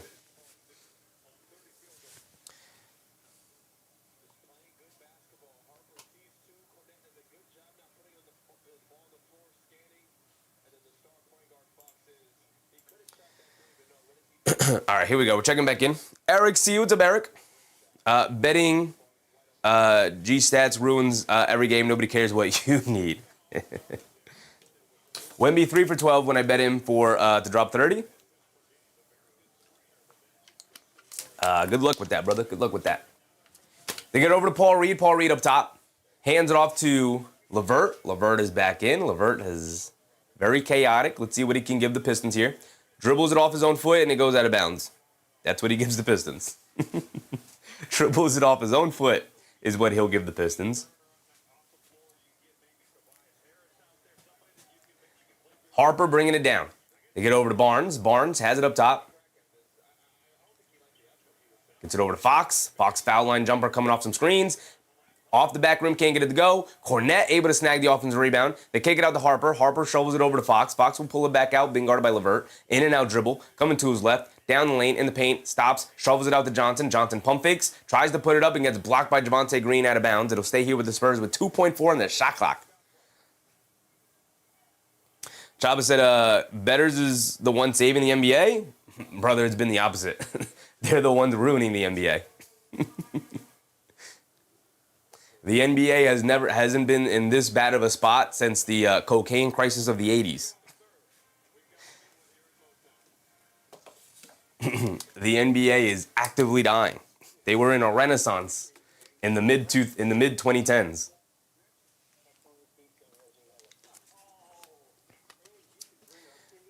Jeff Yee, what's up, Jeff?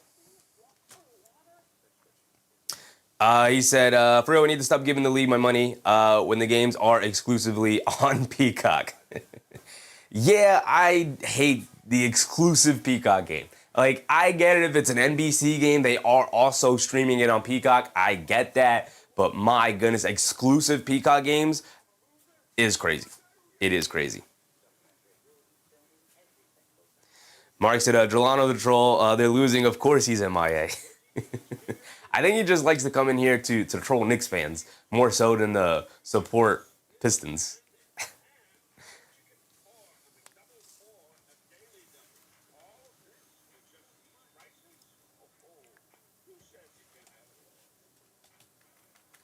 Eric said, Chef said, no load management from me. I'm going again.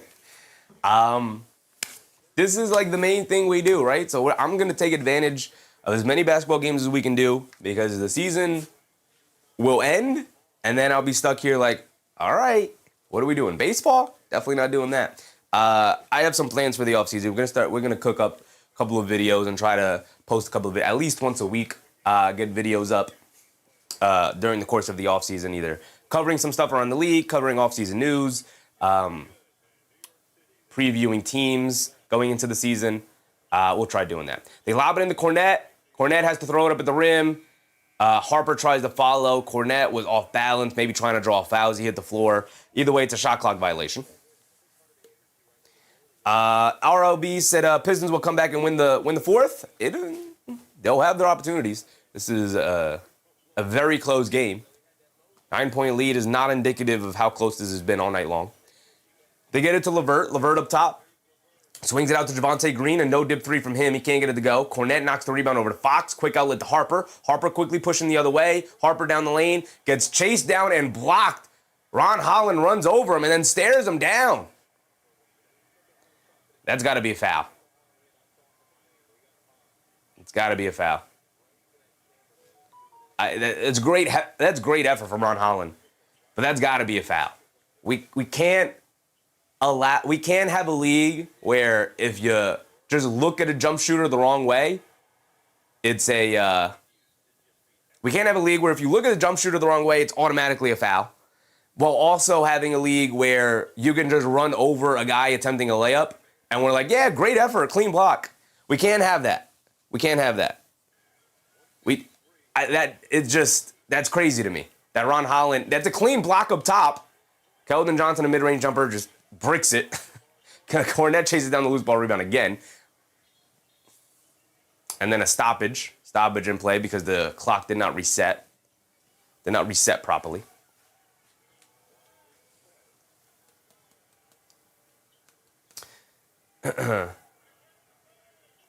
Mark said, it looked like a foul to me. I mean, he got the block clean up top, but his body makes contact with Harper as he's falling to the floor. How are we protecting jump shooters but not protecting layup shooters? How does that make sense?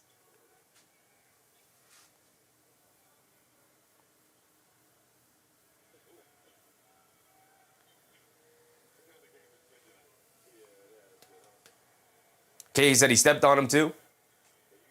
Yeah, that's a little incidental contact to me. It sucks, don't get me wrong, but that's like, I don't see how that could be a foul. But he runs him over. They make contact in the air with their body. He knocks him to the ground with the contact. Mark said he steamrolled him. He did. I just, like, how is that not a foul? But if your pinky makes contact with a guy while he's shooting a three, that's a foul. But you can make body contact with a guy shooting a layup, and that's not a foul? Just doesn't make sense in my mind.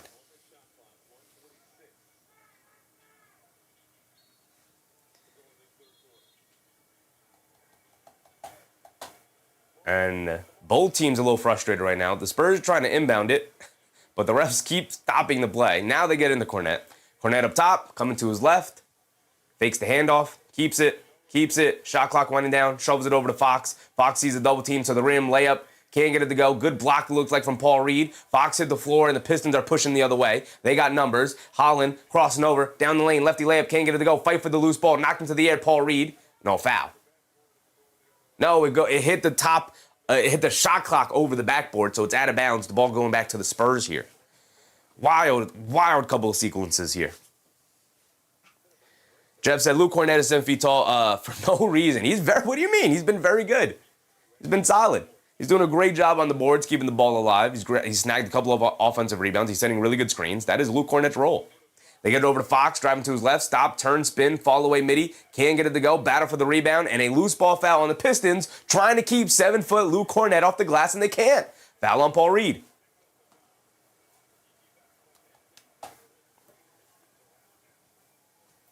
Mark said if it was Shea, it would have been a foul. Maybe they didn't call the foul because Dylan Harper was a little out of control. But to me, that's irrelevant. If you make contact with a guy in the air, knocking him in that direction, it should be a foul. Are we getting a timeout now? So many stoppages in play. Now we're getting a timeout. 81-72 with 1 minute to go here in the third. 1:06 exactly. It's been a very good game. I'd hate for the refs to suddenly take control of this game all of a sudden, right? They've allowed it to be very physical. You might as well keep it that way. A lot of complaining from both sides right now. Pistons a little frustrated with that last foul call. Spurs have been frustrated all night. RLB said, I love the Pistons form of play. Oh, don't get me wrong, brother. I do too. I was at the Palace when Lambeer and Wilkins fought.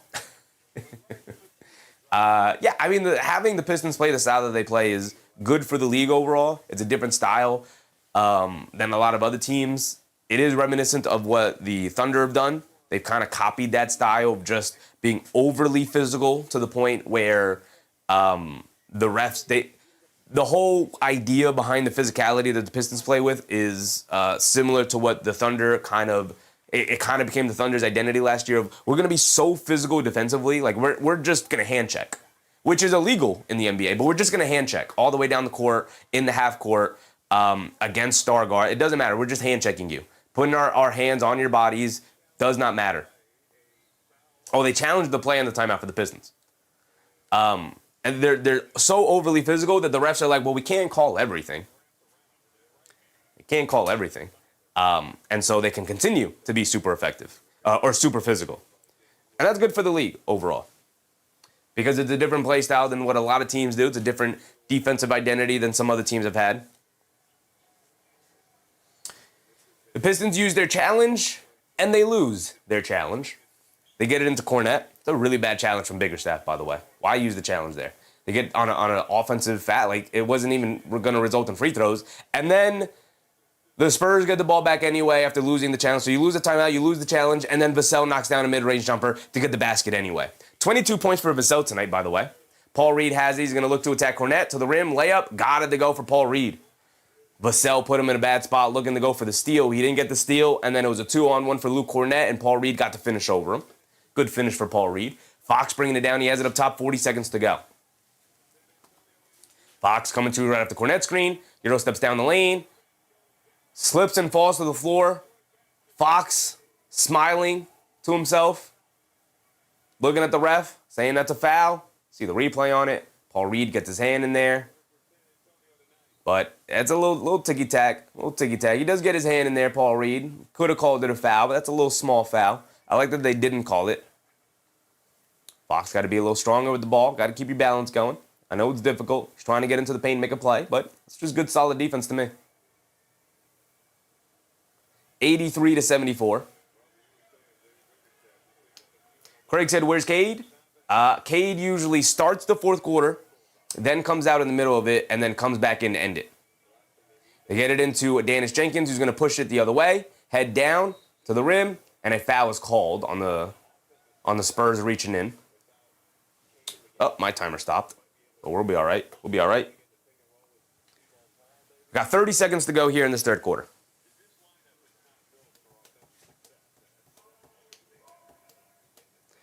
Jeff said, realistically, Luke Cornette should be hooping for the Shanghai Tigers. I don't know what you're watching, brother. Luke Cornette has been one of the best backup big men in the NBA this season. He is so incredibly valuable. He's so good.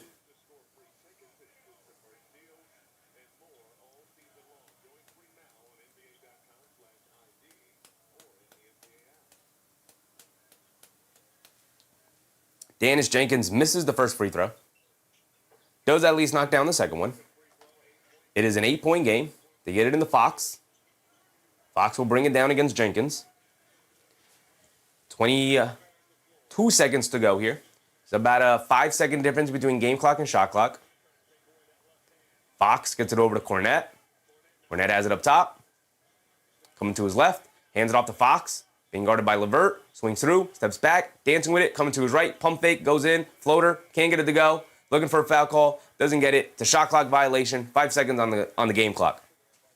Fox now getting frustrated and flustered with the physicality the Pistons are applying right now. Too much ball handling. Too much isolating from De'Aaron Fox.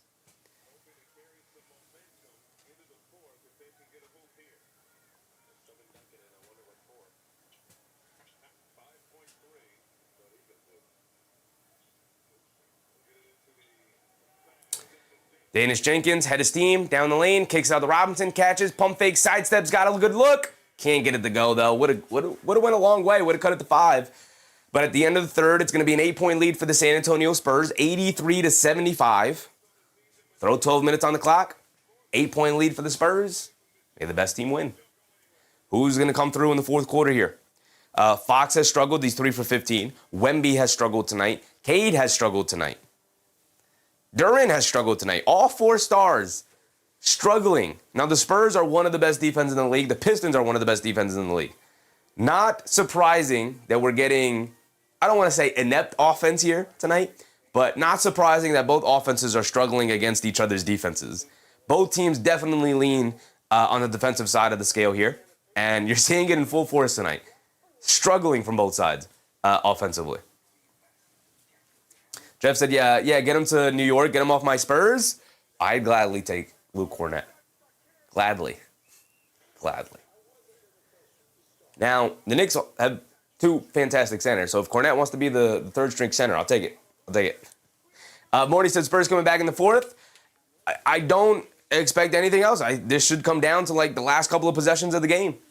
Should absolutely come down to the last couple of possessions of the game. Benzino said Champagne's three-pointers going to come through soon.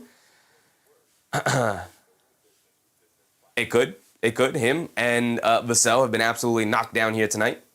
Nagyak said, okay, it better be Wemby on both sides of the ball. Wemby's not even been good defensively tonight, in my opinion. Too many times Wemby has been caught either hugging his man and not able to contest at the rim, which, okay, but he's got to be a better rim protector tonight, and he has not been.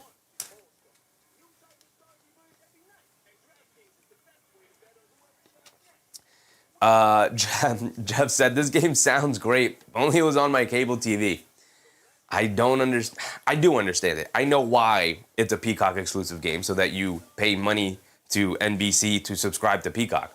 But the fact that you have Peacock exclusive games and NBC exclusive games, crazy.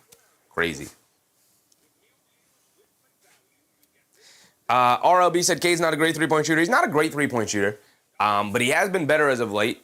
His three-point shooting has been ticking up as the season's going on. Indy Afro is up, Indy. Detroit will lose if Cade will continue to play like this. They're going to need... Cade is their guy. He is their closer, obviously the best player on the team, an MVP-level player. And they don't really have anybody else they can rely on too much here down the stretch. Maybe Tobias Harris is the only guy who can consistently create a shot for himself. But if you're relying on Tobias Harris to close out a game, in a game in which I believe he's 1 for 6 so far tonight, if you're relying on him to close out the game, yeah, he's 1 for 6. He's starting the fourth quarter here. You might not be in a good spot. So Benzino said, I don't have TV. Thank God for Chevy. I've gotten a lot of messages like that where people are like, yeah, man, I don't have TV, or I cut the cord, or I don't have this streaming platform, so I can't watch the game. I got a lot of messages like that. The NBA has just made it they at first made it very easy to watch every sports game by having League Pass, and then they made it very difficult by having streaming exclusive games, not just cable exclusive games, and also making League Pass and never updating League Pass. League Pass is still a terrible streaming platform. Castle, a fall away baseline jumper over Cunningham, can't get it to go to start the quarter. Here comes Cade Cunningham bringing it down. Cunningham loses the ball on another turnover for Cunningham. Harper pushing the pace the other way. Euro steps down the lane. Ball knocked out of his hands. Saves it out to Harrison Barnes for a wide open 3 in transition. Off the back rim, can't get it to go. Wemby with the loose ball rebound to the rim. Layup, can't get it to go. And a foul on Cunningham, his 5th foul. And we're at the start of the fourth quarter here. 5 fouls on Cunningham. Not great for the Pistons. In dire straits here. Cortland Hall, what's up, Cortland? Appreciate you. Please hit that like button. Appreciate you, Cortland. Absolutely. If you guys are enjoying the show so far, hit the like button. It very much helps. Very much helps. It's honestly the best thing you could do as a viewer if you want to help support the community is just hit the like button. It is free. It is easy. Takes less than a second. Just hit the thumbs up button. Appreciate you. Wemby knocks down the first one. He's got another one coming. Can give them that 10-point lead back. Cade said Cade should have known better. Probably should have just gave Wemby that layup, knowing you got the 4 fouls. I know it's instinct to just kind of put a hand up. He didn't intentionally foul Wemby. He just kind of put his hand up, and Wemby went into the body and drew the foul. But, yeah, put yourself in a situation where you could foul out and really, really hurt your team. Cunningham has it up top. Gets it over to Jenkins. Jenkins down the lane. Tried to throw down over Wemby. Can't get it to go. Loose ball. Won by the Spurs as Barnes hit ahead to Harper. Harper down the lane. Bullet pass over to Vassell. Wide open left corner 3. Got it to go. And the Spurs open up with a quick run here. The largest lead of the game is 13 now, 88-75. Cunningham bringing it down, has it in the lane, attacking Wemby, stops, pump fake, steps through, scoops it up with the right hand, gets swatted out of there by Wembanyama, inside to Duren, who loses the ball back to the Spurs, and the Spurs are hyped right now. Wemby blocked the Danish Jenkins dunk, by the way. He didn't just miss it. Wemby blocked it. They get over to Wemby, catches, pump fake, swings through, gets it over to Castle. He's got a lane of the rim, and the easy scoop layup for Steph Castle, and it is a 15-point lead for the Spurs, and they're starting to run away with it. A nightmare start for the Pistons here in the fourth quarter.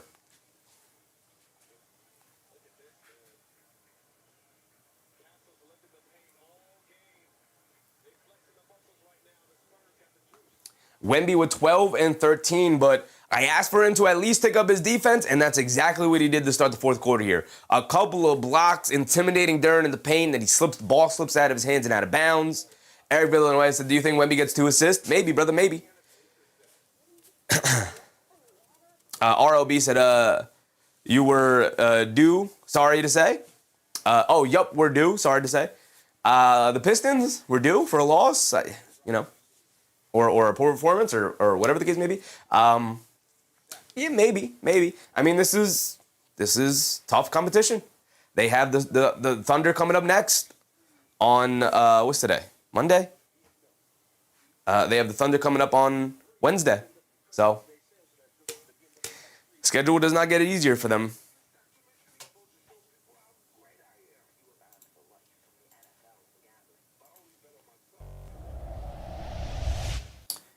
If we take a look at the Pistons schedule here, we know they have the Thunder coming up, and then they have Cleveland coming up. And you have Orlando, you're at Orlando, and then you have Cleveland again. Then you got San Antonio again. So a tough stretch here. Really tough stretch here. San Antonio, Oklahoma City, Cleveland, Orlando, Cleveland, San Antonio. All right. We might really be on the Pistons, partly a Pistons channel for a little bit here, because these are all excellent games. Excellent games here. Any of these on back-to-backs? No, they're clean. They're clean. None of them on back-to-backs.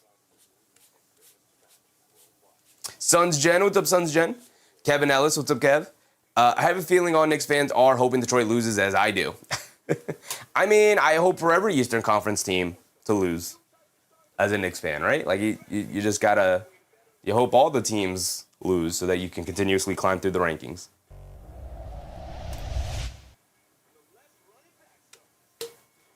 RLB said, we'll beat OKC. The Pistons usually don't lose back-to-back games. I mean, they don't usually play the Spurs and the Thunder in back-to-back games either, brother. We'll see who plays for the Thunder. They are down a lot of players. SGA is still out. J-Dub is still out. So they at least have that available for them. Chavez said, when we got the 4 blocks, now I need Cade for 1 rebound. I'm rooting for you, brother. I'm rooting for you. Nick Yak said, who's next for the Pistons? I already forgot. The Oklahoma City Thunder on Wednesday, Yak. Got the Thunder on Wednesday. Eric C said, no skin in this game, but Detroit has had the Knicks number. Playoffs are always a different monster. Yeah. That is the cope as a Knicks fan that I am going with. It's like, well, the playoffs are different. And the playoffs are different. But just evaluating the matchups, it is not a good matchup for the Knicks. So.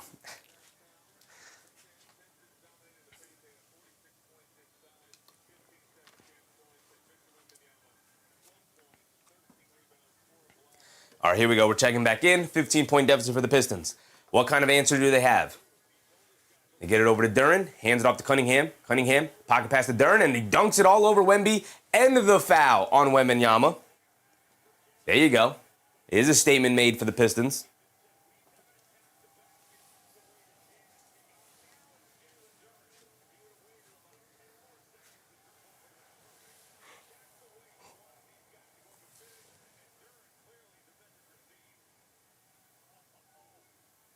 Jalen Duren at the foul line for one more. Rattles in his and one free throw. 12-point game it is. Here comes Dylan Harper. There's a score. Pistons want to get back into this one. They got to start stacking stops and scores here. Castle has it up top, crosses over on Cunningham, trying to bully his way in the paint, steps through, kicks it out to Wemby. Wemby being guarded by Duren. Good defense. Kicks it out to Harper. Shot clock winding down. A pull-up three for Dylan Harper. In and out. Can't get it to go. Wemby, the offensive rebound, goes up with a layup. Got it to go for Wembanyama. And AP, a very generous super chat. Appreciate you, AP. He said, good. Pistons, these fans lately have been believing in their own hype lately a little too much.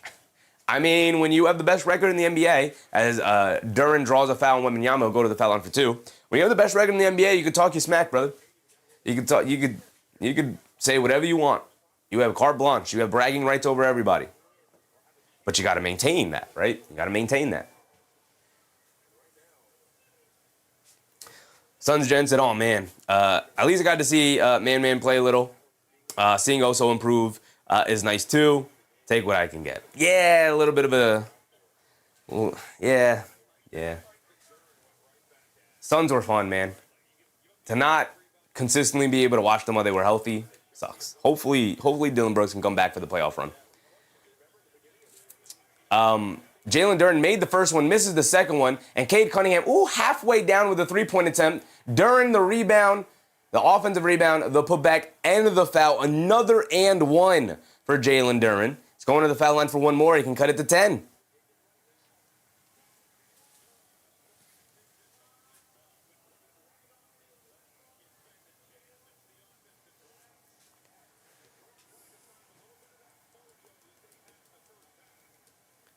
Duren getting it going here. I said they needed one of their stars to step up. Jalen Duren is doing that. Duren knocks down the N1 free throw.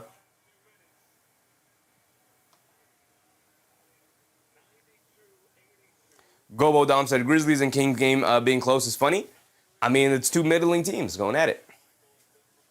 Actually, two tanking teams. Not middling. They're two tanking teams going at it.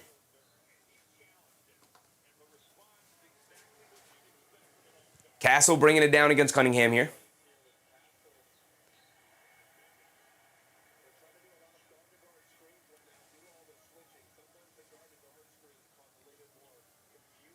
Morty said back-to-back and ones for Jalen Duren. Someone on the Knicks haven't had the chance to play all season. Castle has it up top, directing traffic, telling Wemby to get out of there. He's got Cunningham on him. He's got the 5 fouls. Crosses over, down the lane, leans in, kicks it over with a no-look pass to Dylan Harper. Tries to knock down the reverse layup, gets blocked out of bounds, and it's going to go back to the Pistons. And now the Pistons are building momentum. They're getting hype. Crowd is getting into it. The bench is getting into it. The players are talking to each other. Great block for Cade Cunningham with the 5 fouls, still finding a way to protect the rim here. That's a weak finish attempt from Dylan Harper. And Cade sent them packing. They get over to Duren. Duren has been the go-to dominant player in this quarter. Cunningham down the lane, scoop layup, gets swatted out of there again by Wembanyama. Wemby protecting that paint.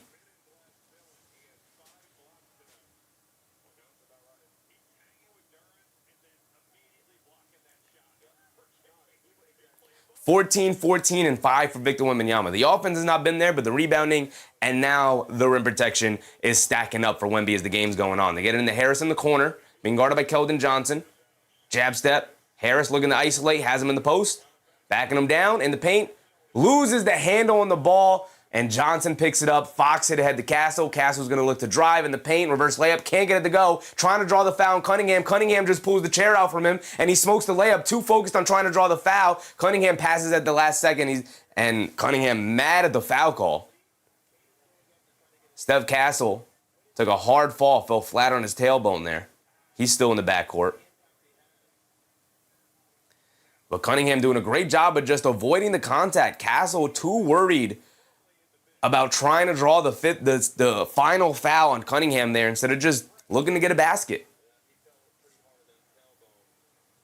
Great defense from Cunningham. Doing a great job of guarding him straight up, but also hanging back. If Castle was just focused on getting the shot, would not have missed the layup there. Castle subs out. He's laboring and in pain. Slowly lumbers his way to the bench. Cunningham a pull-up three. Can't get that one to go. Battle for the rebound. Duran picks it up. Kicks it out to Cunningham. Extra pass to Jenkins. Jenkins hesitates from three. Now puts it up. Can't get it to go. Fox with the rebound. Couple of missed opportunities here for the Pistons to get back into this one. They're still trailing by 10. Fox dancing with it against Jenkins. Spins. Leans in. Pump fake. Steps through. And easy scoop layup for Fox. Taking the young man to school. And Dennis Jenkins and De'Aaron Fox got something to say to each other. Jenkins bringing it down. Get over to Cunningham. Cunningham being guarded by Champagnie. A pull-up three for Cunningham. He's got space. In and out, can't get it to stay. Wembanyama with the rebound. And they get it over to Fox. Fox bringing it down. Fox has it up top, being guarded by Jenkins. Fox kicks it over to Champagnie. Kicks it over to Keldon Johnson. Keldon Johnson attacking, spinning, gets caught in the air, kicks it out to Vassell. Vassell takes the lane in the paint, loses the handle on the ball, kicks it out to Champagnie. Champagnie ran off the line in the paint, throws up the floater off glass. Too strong, can't get it to go. Duran with the rebound. Quick outlet to Cunningham. Cunningham kicks it over to LeVert. LeVert steps back for a three. Don't love that shot, but of course, Caris LeVert knocks it down in a timeout for the Spurs. If there was anybody to knock down a terrible shot, Caris LeVert was definitely going to step up to the plate. The ultimate wild card in the NBA. Some nights he's an unstoppable force, and some nights he's an absolute abject disaster. Tonight, a little bit of both.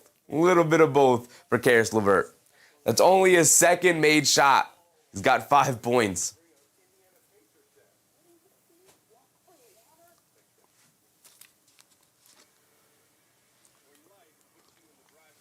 Eric C. said, I missed the 90s basketball attitude when dudes didn't send other players Valentine's gifts every game. No, just the era where Magic Johnson and Isaiah Thomas would kiss before every game. Andy Afro said, Caris LeVert is better than Jordan Clarkson? Yes. They're kind of fundamentally the same player, but Caris LeVert is a bit better than Jordan Clarkson. Also younger.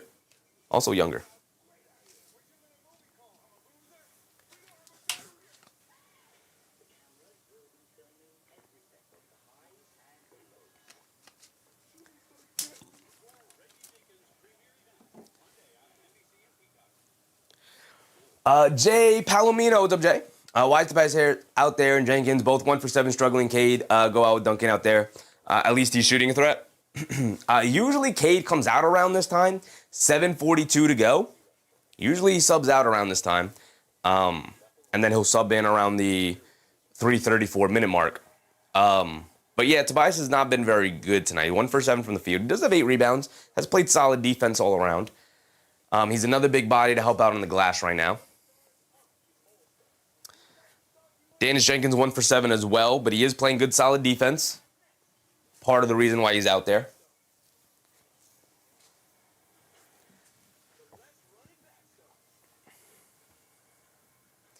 ROB said Tobias gets hot here. We pulled this off.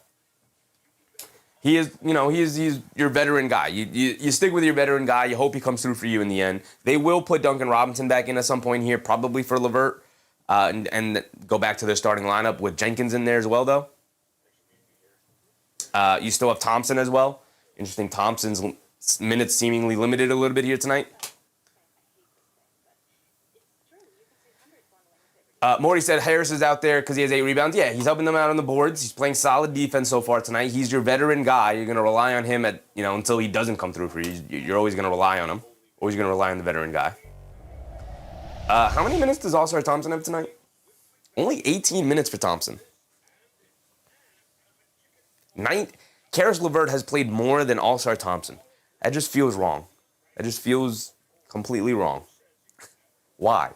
Why, JB Bickerstaff? I dare you to do this in the playoffs and see if it works out for you. Why? Why has All-Star Thompson played less than Caris LeVert tonight? That is not good. That's not a winning recipe. What are you doing? Jay said, rather have Reed in over Harris. It's not a bad idea. Paul Reed and Jalen Duren in there for the double big. But you're not having issues on the glass, really, so. They get it over to Johnson. Keldon Johnson gets it over to Wemby. Wemby swings through to his right, down the lane, kicks out to Vassell. Vassell, right wing three. That's a backbreaker for Detroit, man. 97-85. 7:20 to go. Vassell has been in fuego all night long. Dennis Jenkins up top, coming to his left, hands it off to Cunningham. Cunningham being chased by Vassell, coming to his left off the screen, bullies his way into the paint. Pump fake gets blocked from behind by Vassell, and now the Spurs are clapping it up for their defense. Cunningham has really struggled to get open looks today. 5 for 24 for Cade Cunningham.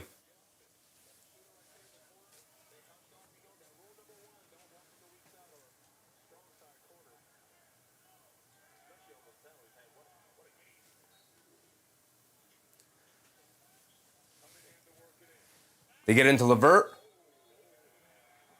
And LeVert was out of bounds. He came in with high elbows and hit Keldon Johnson in the face, but he was out of bounds anyway, so the ball's going to go to the Spurs here.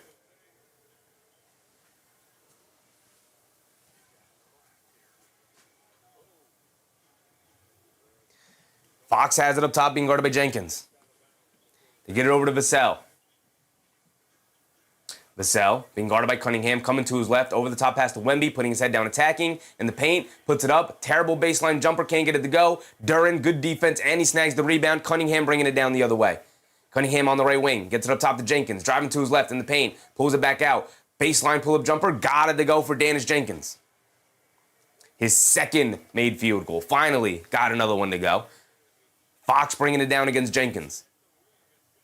Crossing over to his left in the lane, driving it down in the paint, pump fake, steps through, loses the hand on the ball, fighting for the loose ball, picks it up, kicks it out, Champagnie, an open three, got it to go. And he's got something to say to the assistant coach for the Pistons, who got up into his ear. Standing, knocking down that three in front of the Pistons bench. 13-point lead for the Spurs again. Fall-away jumper for Cunningham, can't get it to go, and Keldon Johnson saves the rebound from going out of bounds over to Vassell. Great hustle from the Spurs there. Over halfway through this quarter here. Fox in the lane, scoop layup. Can't get it to go, but a foul on Jenkins will send him to the foul line for 2 free throws. And the Pistons, time running down on them. Getting smacked in the mouth a little bit here. Running out of time for a response. Oh, that was a Jared Jack, the assistant on the Pistons bench. I'm sure they have a relationship. Jared Jack and Champagnie there. Fox misses a free throw. Eric said, do you think Fox makes a three? Maybe, brother. Maybe. RLB said, I was hoping, but it looks over. More than enough time. There is more than enough time, right? There's more than enough time. Cunningham subs out. Wemby also subs out. There is more than enough time. There's 6 minutes to go. It is a 13-point lead still as Fox misses both free throws. Terrible free throw shooting for the Spurs tonight. There's more than enough time to come back, brother. More than enough time. Just got to knock down some shots here. You've had some decent looks. You just got to knock them down. They swing it out. Duncan Robinson an open three, and he can't get it to go. Loose ball rebound over to Ron Holland, though. Another deep three for Robinson. Airballs it. And Duncan Robinson just doing a little too much there. It's too early in the quarter to start heaving threes, Robinson. You didn't have to shoot that 35-footer there. Isaiah Gardner said, it's only Cade you got on offense and nobody else on offense that's consistently can create their own offense. True. Very true. The Pistons very much rely on their defense to lead their offense at times. Castle trying to split the defense, turns it over. Robinson throws the lob up top to Duren for the two-handed slam going the other way. It's down to 11. With 5 minutes to go. A bad turnover from Castle, trying to go for a reckless play. All you have to do is play solid right now. You got the 10-point lead. All you have to do if you're the Spurs, play solid. Detroit is aiming for you to make reckless plays here.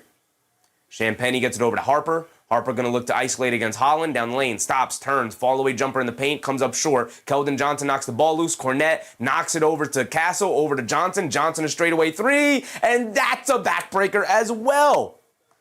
Every single time there is a loose ball 50-50 situation here in the fourth quarter, the Spurs have found a way to end up with it, and it has resulted 2 times in a row here with an open three. Dennis Jenkins down the lane, lefty layup, can't get it to go. Battle for the loose ball. Johnson can't save it. It's going to stay here with the Pistons.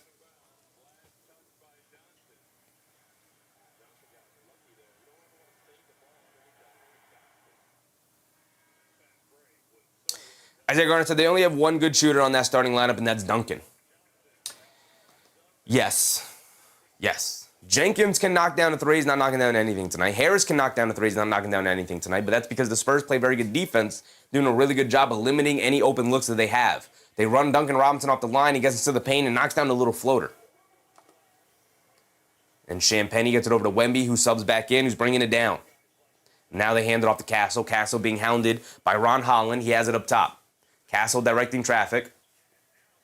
Castle's going to run the pick and roll with Wembanyama. Crosses over to his left. Kicks out to Champagnie. Wide open right wing three for Champagnie. Comes up short. Ron Holland with the weak side rebound, bringing it down the other way. It's going to be picked up by Wembanyama. Holland, head down to the rim. Bump, Euro, floater. Can't get it to go, but a blocking foul on Champagnie. Champagnie had great positioning there to draw the charge, but did not just stand his ground. Instead, got hit and then gave him the blocking foul there. So Ron Holland's going to go to the foul line for 2 free throws. Ron Holland knocks down the first one. He's got another one coming. 4 minutes to go here. And a timeout for the Spurs. 4 minutes to go. An 11-point lead here for the San Antonio Spurs.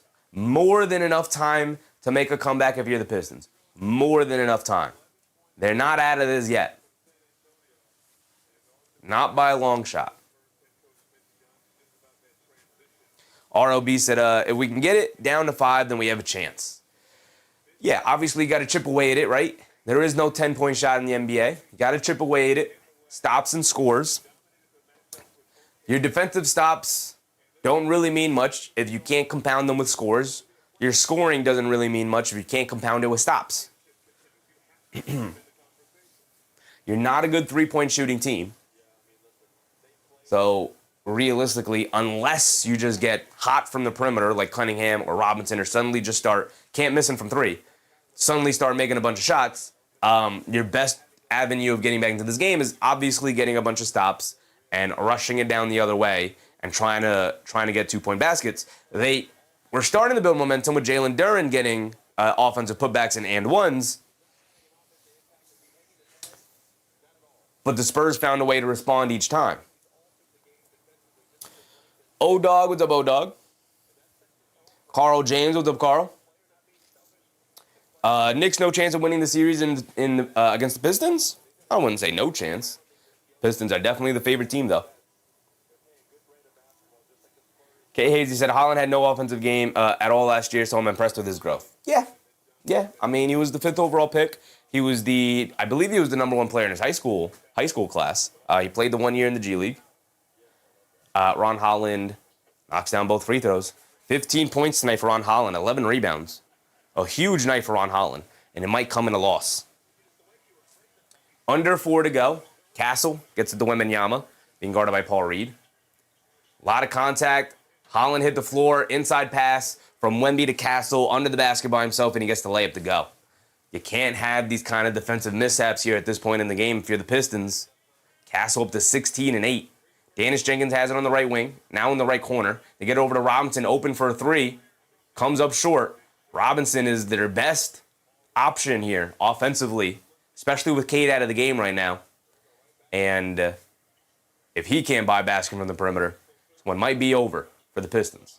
Castle has it up top to get it to Wembanyama. Gets pickpocketed by Paul Reed. Paul Reed bringing it down the other way. 2-handed slam. Got it to go for Paul Reed. 10-point game. 3 minutes to go. Castle up top. Being guarded by Holland. Castle coming to his right off a double screen. And an offensive foul on Devin Vassell. Under 3 to go. Holland draws the foul. He's been excellent tonight for the Pistons. Excellent. All right. He did flop for it, though. He runs right into Vassell and then hits the deck. Flops like a fish. But he does draw the foul. He does draw the foul. Good job by Holland there. Selling the contact. Ball back to the Pistons, creating another opportunity for them. And we get a timeout. I think the Spurs are using their challenge here in the call.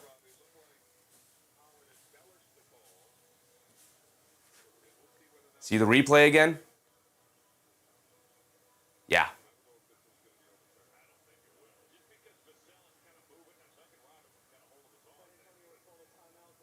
Yeah. The commentators here, I was just listening to the commentators as they were giving their thoughts on the challenge here. Vassell is moving a little bit. It is kind of a screen. He kind of goes into Holland. Holland sees Vassell and purposely goes into him chin first and then falls to the floor and holds his face. So he definitely intentionally goes into the screen knowing Vassell's moving a little bit and then falls to the floor, embellishing the contact to try and get the call. He gets the call, and the Spurs are using a challenge here. So I think this is just entirely up to the discretion of the officials here on whether or not they think that there is enough here to either overturn this or uphold this. I think it's entirely up to the officials and how they view this. Because I think they could call it either way. They can make a justification either way.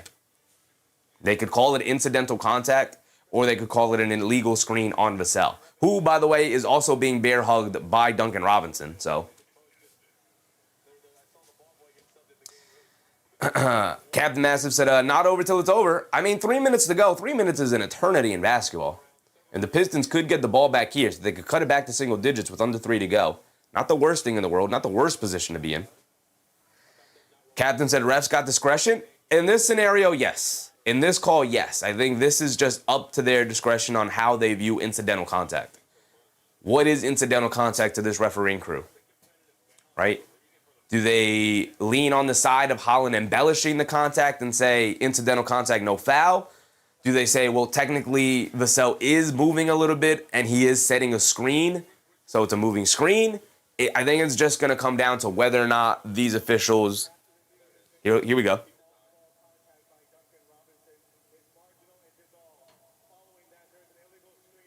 Yeah. They uphold the illegal screen by Vassell. They do see that he is moving a little bit there. Unsuccessful challenge. The call stands. Foul on Vassell. Ball back to the Pistons here. Kevin said, what happens to the league cracking down on flopping? It was never... They never really cared. Is ultimately what happened. They just did it as some like lip service kind of thing, so people would stop talking about flopping, and then once people stopped talking about flopping so much, like it's not really talked about a lot in the media anymore. Once they stopped talking about it, they were like, all right, we don't have to call it anymore. When was the last time you saw a flopping technical called? Cade Cunningham inside to Paul Reed, puts up the jumper, can't get it to go. Wemby, his 6th block of the game. Vassell bringing it down. Vassell has it up top. Coming to his right. Cross-court pass to Castle. Pass fake. Now gets it out. De'Aaron Fox, wide open left corner 3.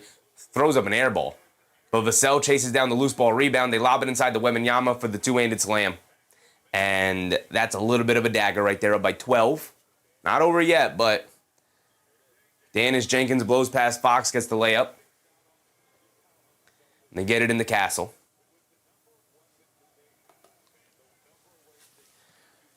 Castle has it up top, being guarded by Cunningham. 10-point game, under 2 to go. Time not on the Pistons side. They got to speed up the Spurs here. Spurs are taking their time. Castle one-on-one against Cunningham. Fall away, foul line jumper. Not a good shot, but Wembanyama skies for the rebound. Saves it over to Fox. And they swing it around. Castle shoves it inside to Wemby for the two-handed slam. And a timeout for the Pistons. And that'll pretty much do it for them. With 1:42 to go. That'll pretty much do it for them. Pistons got nothing going for them offensively. They can't stop Wemby, who just... We talked about it. We talked about it. What star? All 4 stars were struggling going into the fourth quarter. None of them were really having a very good explosive game between Fox, Wembanyama, Cunningham, and Duren. To start the fourth quarter, it was Wembanyama and Castle. Vassell also knocked down a 3 to start the quarter. And then Duren got it going to respond. And then Wemby got it going the remainder of the fourth quarter, and Cunningham could never really get it going. He did have the 5 fouls, so he couldn't be as head down as he normally is. He's going to end the night. He might score again. He might get another assist, but 15 and 10, but 5 for 25 from the floor on, during a time in which a lot of conversation is like, yeah, Cade Cunningham, he's an MVP candidate. Not the kind of performance you wanted to see from Big Cade tonight. In a really, really good matchup against the San Antonio Spurs. Joseph said the Pistons don't need shooters when it comes to the Knicks, unfortunately. Yeah, because it is a bad matchup for the Knicks. Pistons got their number this season. They hate the Knicks. They see orange and blue on the court, and their eyes go red. Isaiah Garner said Amon is low-key a liability on offense because if you stop in the paint, what else can he do? Amon Thompson? Yeah, huge liability. He does a really good job of... There's a really good video on it from Hot Hand Theory about how he leverages the fact that he gets ghost coveraged a lot. If you don't know what ghost coverage is when they usually put like the center on you. If you're a Knicks fan, you know this because they do this to Josh Hart. They will put the center on you, so they'll have the center guarding Amon Thompson, and the center just won't guard him, and they'll just hang around the paint. Duncan Robinson launches a 3, can't get it to go. Wemby with the rebound. Fox will walk it down the other way, and everything is over but the final score at this point. Fox has it up top, being guarded by Jenkins. Fox crosses over, coming to his left off the Wemby screen. Leaves it off for Wemby. Wemby going to the rim, draws the foul. He's going to the foul line for 2. Wemby just patting the stats at the end. You know I love me a good pat statting. Yeah, I love me a good pat statting. He's going to the foul line for 2 free throws. He's at 18 points, 17 rebounds, 4 assists. He's also got like 5 blocks tonight as well. So he struggled for 3 quarters, and we talked about it. Wemby stepped it up here in the fourth quarter. He was the star that stepped it up through the entirety of the fourth year. And if you ask me, he is third in line in that MVP race right now, as he misses a free throw, behind SGA and Jokic. Yak said, I said it would be Wemby. He couldn't play worse in the first half. Yeah, he couldn't buy basket. At the first half, I believe he was, 2 for 11, right? When we went over it.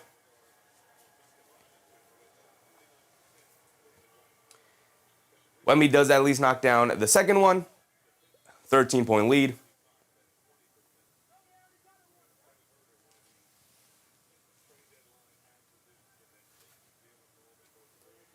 So the Pistons will bring it down here. 1:20 to go. 13-point deficit. Kenny Drymalo, what's up, Kenny? Spurs with 7 in a row. Spurs. They are, a technical was called. So Cunningham's at the foul line for a free point. He does knock it down.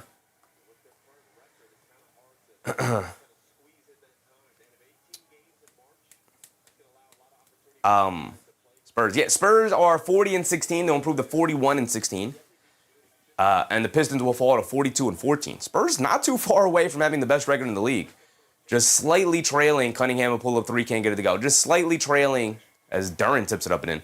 Slightly trailing the Pistons now and the Thunder. Right behind those 2 teams.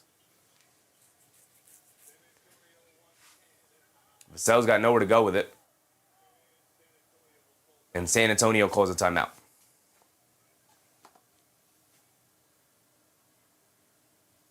Isaiah Garner said, trust in playoff time. Knicks going to make adjustments. You got to. We got nothing else to go off of, right? We just got to trust that they'll make the adjustment.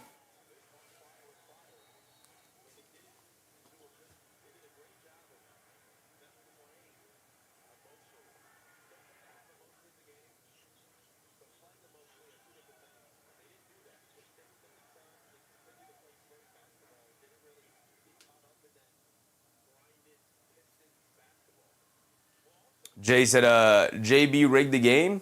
We got to stop using the word rigged, brother. How do you bench one of your best defenders?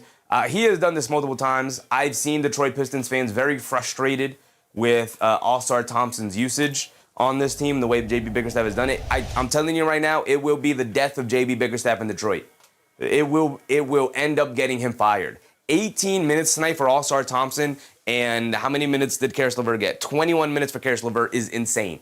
That is insane distribution. Insane. That is mentally insane distribution. There is no way Karis LeVert, and I don't care if Karis LeVert has 30 points. I don't care if he's lighting it up offensively. There is no way Karis LeVert should be playing more minutes than All-Star Thompson. No way.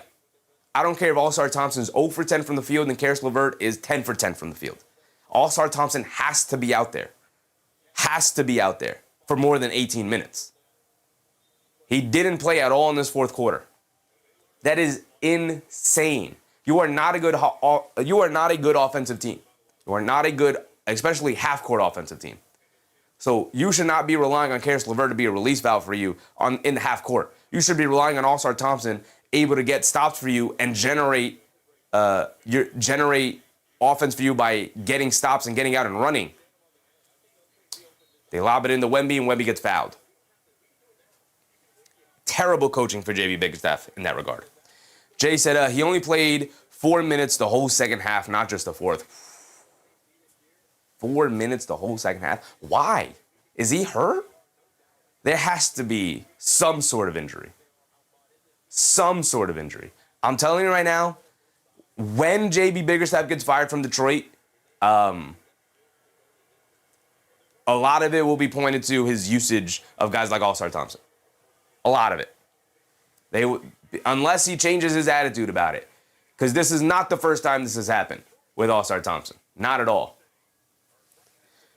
With the way Ron Holland was playing tonight, you absolutely should have had both Ron Holland and All-Star Thompson out there creating havoc defensively for the Spurs.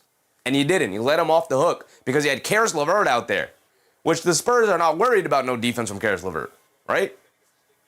Lean into your identity, which is a defensive identity. Lean into that. 100% lean into that. Wholeheartedly. And he didn't tonight, and it cost them the game. Now, maybe they lose anyway. Who knows? Duren gets an and one layup.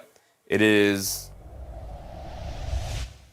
112-102. Wemby knocked down both of his free throws. Duren has one more free throw coming. But that's a terrible coaching decision for Bickerstaff tonight. I'm going to look up real quick. Not look it up, but I'm just going to pull up Thompson's player card here. How many minutes per game is he averaging this season? Because if it's 20, he's averaging 26. He played 18 today. He played 8 less minutes than his average. How does that make sense? At least play him his average. I thought he was playing well tonight. He had 8 points. He was 4 for 5 from the field? All-Star Thompson tonight, 4 for 6 from the field. He was playing well. They hit ahead to Champagne for the dunk. Like I said, this game is over, but all but the final score. We're under a minute to go. We're just trading baskets at this point. Got to take down the time. Padding our stats. Morty said, I agree, off moves tonight. He said, I love JB Bickerstaff. You could say all you want about him, but he's my kind of coach. Sure. And he's doing a very good job. Here's the thing. He did a very good job with Cleveland as well. The reason why Cleveland fired him is because of situations exactly like this. Right? Don't get me wrong. JB Bickerstaff's a very good coach.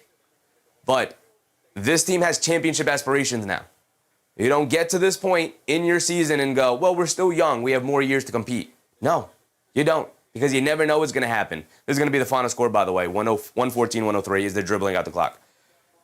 Right? And knock on all the wood in the world. I hope this doesn't happen, obviously. But what happens if Cade Cunningham is hurt next season? What happens if Jalen Duren is hurt next season? What happens if somebody really important for you gets hurt?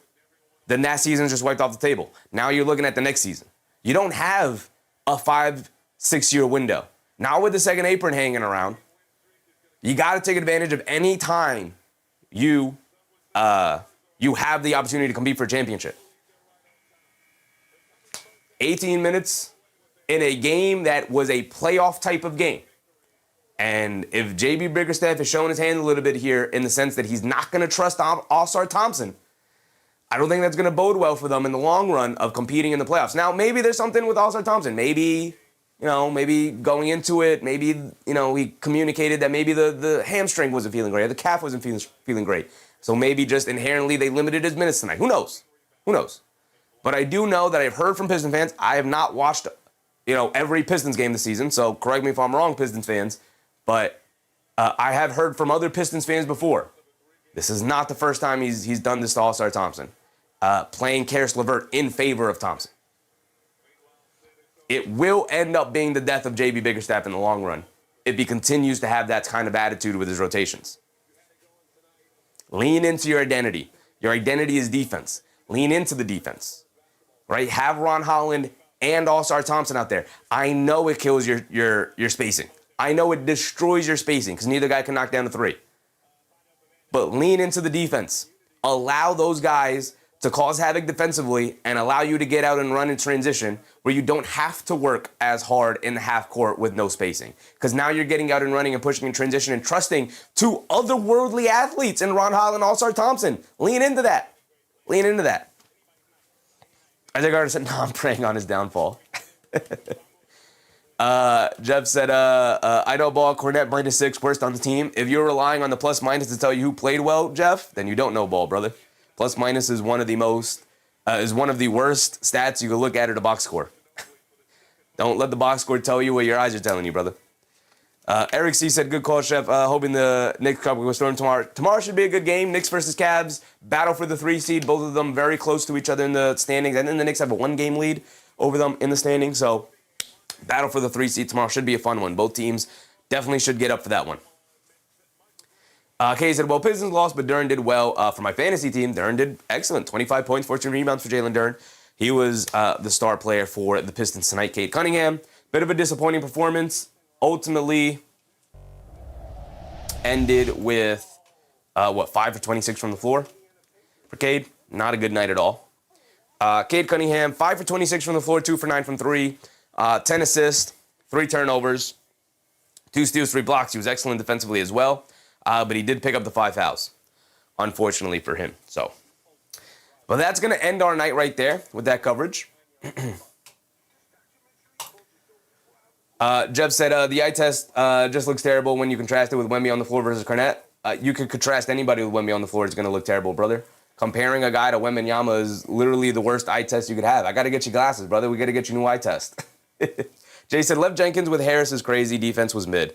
Yeah, lean into the defense, man. You got to this point in the season, and you got to that point in the game because your defense was excellent.